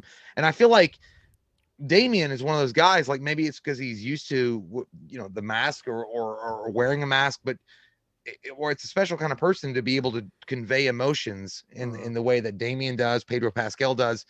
And yeah, dude, I hope that guy, I hope that dude gets more roles in the future, and I hope he gets speaking roles, because I know he wants to have that too. And I could tell by his gravelly voice, it was like, that's some Macy Gray, Janis Joplin sexy stuff, and I like it. Like if he were a superhero, like a burned out vigilante that was explaining his life story to a detective and why he does what he does, like a Punisher, with his gravelly ass voice, I'd be like, I believe you. I believe you. I'm gonna let you go. and coming off of the Andy Matichak interview to the interview with him, two people, the last two people we've had on the show are two people that and I'm not just blowing smoke, because they were nice enough and cool enough to come slum with us idiots. I generally think both of them have a huge future, man. I think they both are super talented, and they're also, they're genuine people, which you don't get a lot of, like Mike and I haven't interviewed a lot of people. Obviously we haven't, we're still new at this stuff, and we're kind of stupid, but the people that we have interviewed, they've been very gracious, they've been very kind, and they take their time to answer the questions. They don't like just blaze through them. We're like, all right, well, when's the fucking pee break? Jesus. Yeah, man, Andy Matichak, and this is our second actor that we've ever interviewed, Damian. They both are amazing people. Like that at the end of the day, that's what I think is the fact that you can, if you get behind them a little bit and you understand that they're regular people and they're cool. Yeah. And again, I mean, we haven't come across any assholes yet. I'm not saying that we won't. We've gone to a couple of cons, and we run into some assholes for sure. Yeah. Faux show. You can always tell when someone immediately comes on the show too, like how it's my my camera died. Oh shit, mine did just a few minutes ago. But you can always tell with people when they come on the show almost immediately, like, oh, do they want to hang out and talk, or do they just want to answer their questions? And with Damian and Andy both. It was just an immediate, like, I probably had, 10 questions to ask, but the conversation will just go in its own direction, and then you're not even thinking about the questions. And I think those are the best ones. I mean, I think they're really fun. And as nervous as we get doing these interviews, I think I was probably the most chill with Damian and Andy, just like hanging out. But both awesome people, man. These things that you get scared to do them and you get nervous to do them, but it's always so much fun. And like, if you're not freaked out and you're not stretching yourself, you're not doing it right. Yeah, for sure. Dude, again, I mean, I can't stress enough. Look, and I know that we're amateurs of this for sure, but I mean, it really is. It's one of those things, like, if you can't have a comfort level with the guest, it's really hard to do any kind of interview. And again, Andy and Damian are so. But again, going back to Alan and Mike P. Nelson, all those guys were great. Like, we haven't really run into a problem yet. So, I mean, that's good. I'm sure it's going to happen. If we got John Carpenter on here and he didn't smile one fucking time, and he was like, every goddamn thing you say to me is stupid. To be fair, and I said, I was most comfortable. I was probably most relaxed talking to Damian and really relaxed talking to Andy. But at the same time, I was super nervous about Alan. I don't know why, but I think it's because we just had so many questions for him. I was really fucking nervous, but he was great. And fucking Mike was just like an open book. He was super nice. We haven't had a shitty person come on the show and be. Well, I don't think we'd ever say it. I mean, we don't want to, we're not going to be an asshole and say who we thought were bad, but no, dude, but honestly, 100%, check my butt. There's no skid marks. I'm telling you the truth.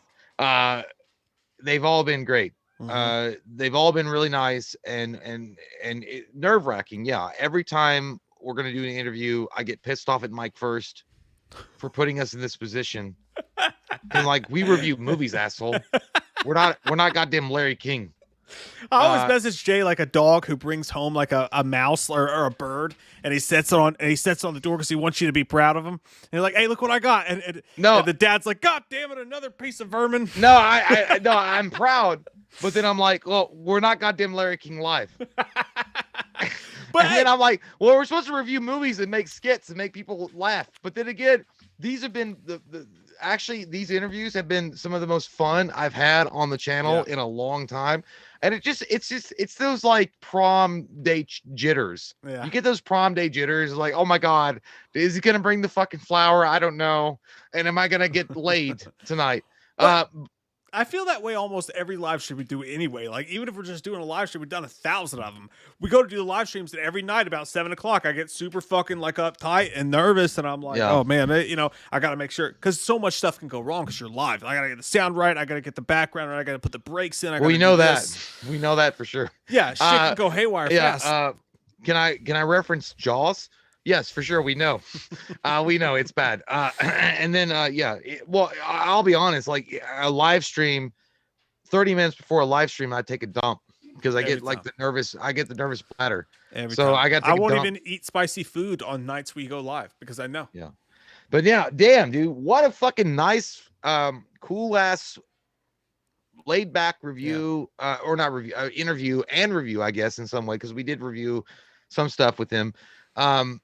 And again, I think that anybody that was questioning whether or not he should be selected as the killer in Silent Night, Deadly Night should definitely look at this video. That guy, he's got the look. He's got the look. I mean, he's got all of it. He's into it. He likes horror movies. He understands the nuances that he needs to probably bring to it. He's a professionally trained actor. Why the fuck wouldn't you cast him? So I hope that they do see this, and I hope that he gets some bigger and better roles, and I think he will. I can't wait to see what that guy does, man. I think he's going to do great things. I really do. I believe in him. Gypsy Warrior says, with Restore the Snyderverse trending and the rumors of JL 2 and 3 being made along with tons of other stuff, is Zack finally getting his vision back? I don't know, Gypsy. A wild theory I have. I'm going to save that. I'm going to save that because I'm going to save that. I'll explain maybe next week what my feelings on that. I don't want to say it yet, but what was the question? He was saying, do we think that Zack's finally getting his vision back with all these rumors of JL 2 and 3? I think you can answer that right away, though. Well, he is. That I was going off on another tangent, but yeah, no. I mean, I hope to God, dude. I mean, you and I both, right? We'd be stoked as shit if the Snyder Cut did so well. They go, you know what? We're jumping right back into this fucking Snyder trampoline, and we're doing it all. Yeah, I love it. And I hope, and again, I said this earlier. I hope that the Zack Snyder Cut makes a shit ton of money, and I hope it makes Warner Brother look over and be like, damn, you know what? Maybe we should look at Zack Snyder a little bit harder, because look, the fact is, Zack Snyder's JL would never have been a reality if it hadn't been the fan support that got it up off the ground and kept it going. Yeah, people. And that's the thing. That's huge. That's a big thing, because that means that the fans were so passionate about the project that they kept it alive. Yeah. And you don't really see that anymore with a lot of other projects. Mm-hmm. So I think that Warner Brothers they'd be idiotic not to look over at least a second glance at Zack Snyder and at least just be like, hey man, if you want me to lick the tip, I will. Can you please come back and direct one more JL movie? Can you do a Justice League Part 2? Or can you do a Man of Steel Part 2? Can we get a Man of Steel Part 2? Like, I don't give a fuck. Yeah, can you do something with Zack Snyder's vision as the forefront to it? And it really, you know what I would also love is we've already got Robert Pattinson doing his thing, but would it be not awesome if Ben Affleck said, you know what, all this hype, everything, going good, and this good positive energy, maybe I should go back and do my Batman movie, a part of the DCEU. Versus Joe Manganiello as Deathstroke. Yes. Batman Deathstroke. You never know. I mean, you never know. And if Zack Snyder gets back on board with this and he maybe convinces, and I get why Ben Affleck, stepped away, he had his problems and stuff like that. But if he's in a better spot, in a better mental area, and then Zack Snyder's like, hey man, I'm coming back, and I would love to see your version of Batman and what you're gonna do. I mean, like, if this thing makes a lot of money, man, who the fuck knows? So that's what I'm hoping all you guys, I mean, we don't have like thousands and thousands, but I hope all you guys go out there and you fucking get HBO Max just to watch, so it makes the money that it needs to make. Hey, dude, what I'm excited about is apparently, according to the fucking powers that be, they say you and me might be getting a screener this weekend. That means you and I, Monday night, we get together. We're going to record some unboxings. We're going to record a deep fucking Snyder cut review Monday night, which will be out Tuesday morning. That's the hopes. That's the dreams. You know, by the way, how many of you guys are going to watch when JL comes out? Zack Snyder's JL comes out. How many are you going to watch the 4 hours straight? Like straight through? I'm going straight the fuck I am through, too. bro. I mean, I can't stop. I can't stop. Yeah. But I mean, Can't you know, stop it's cool addicted to the shindig. if you break it down like an hour at a time and you want to come back. But dude, I wouldn't. It's going to be such an epic movie, dude. Yeah. I saw those images of Darkseid like setting on the fucking throat. Get out of here. God damn, you make my dick hard. It was ridiculous. Yeah, absolutely. David Nangle III says, "Hey fellas, hope all is well mentally, physically, and spiritually with you and your families. Thank you for that, man. I hope the same for you." He says, "Random, but if you had to pick one condiment forever, what would it be?" Hot sauce. Easy answer. It's like, well, I guess that would be a condiment. What? Hot sauce. Yeah. I pick ketchup. I'm just gonna go basic, bitch. I'll go ketchup. Ketchup was my first answer before I remembered hot sauce existed. But it's weird, dude. Like, you know what the weirdest thing is, dude? I'll get more heartburn from ketchup than I will from hot sauce. No, it's because the tomatoes. Tomatoes are bad for Probably, your yeah. reflux. It's weird. It's like I was like, what the fuck? Yeah. Jack Smith, says you guys should interview Matthew Lillard next. We would love to. We've tried, man. We're working on it. We would love to. We would absolutely love to. I also want to interview Michael Keaton. That would be good too. That would be fun as fuck. Courtney Reed says, "Mike, thanks for wearing your Jordans for the Scream video. Made me proud." Hey, Courtney, let me tell you something, buddy. I love those Jordans so fucking much, but I've worn them too much. They're starting to wear out of me. I'm trying to find some new Dunk Low Pros because that's my thing.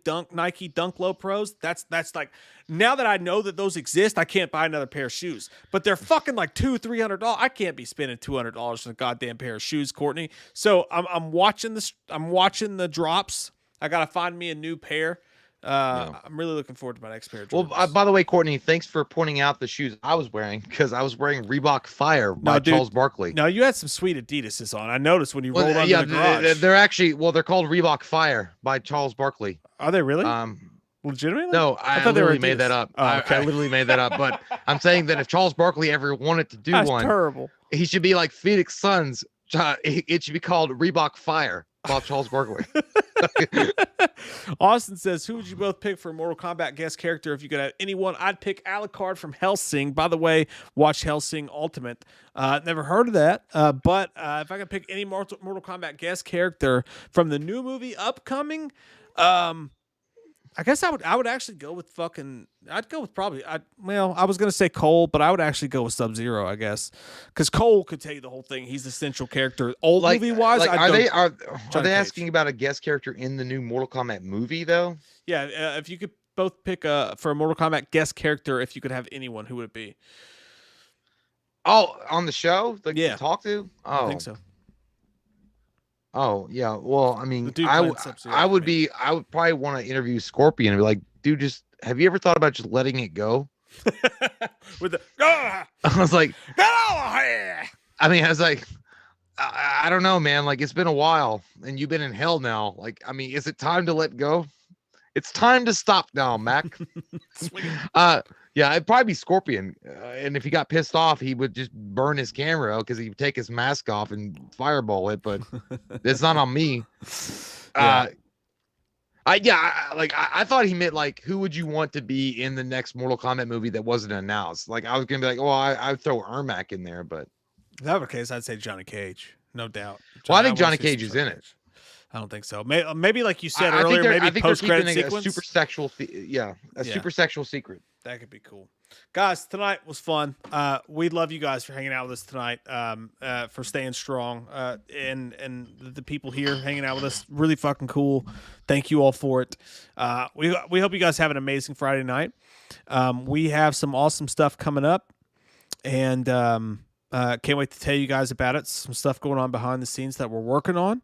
Gonna get naked. Definitely gonna start a company with Damian Maffia, doing our own on-set cinema. I would literally live that life. It's gonna be called Pool House Blood. I like that. Pool House Blood Productions or Old Potato Sack Productions. Well, you can't. I wouldn't even use Old Potato Sack. Pool House Blood Productions is because we all met at a pool party. That's true. We did. Pool party Padres. Hey, Yeah. pool party Padres. I don't know, something like that. We could go.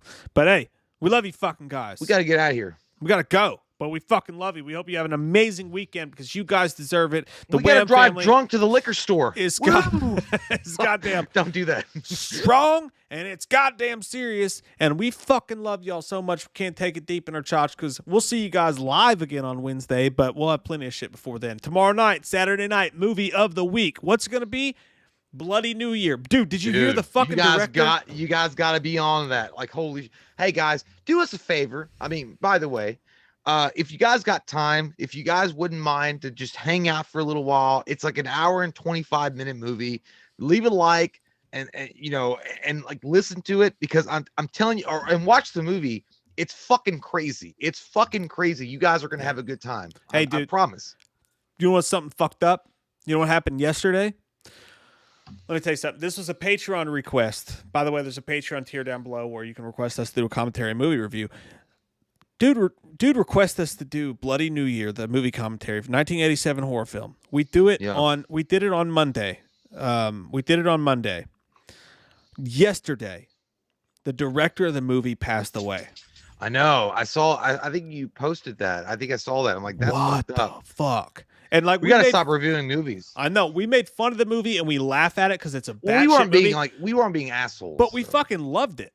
You know what I mean? Like, we loved it. It is a fun movie, and the movie's for free on YouTube. So tomorrow night, 9 p.m. Eastern, Bloody New Year commentary is going up. You can watch it with us. It's for free on YouTube. Yeah. It's not one you have to pay attention to or follow. No. So it's fun to watch with a commentary. If you guys gotta clean your house or pledge your fucking wood or like Windex your windows, like put it on and like hang out a little bit. I mean, come on, guys. It'll be fun. I promise you, if you watch a little bit of it, you're gonna like, this is the craziest fucking shit I've ever seen because it's so wild. It's so wild and crazy. Yeah, y'all be there tomorrow night. We'll be in the comments watching for your comments. Love your all's fucking faces. Thank you all for hanging out with us tonight, for real. See you guys. See you guys very fucking soon. I said, God damn!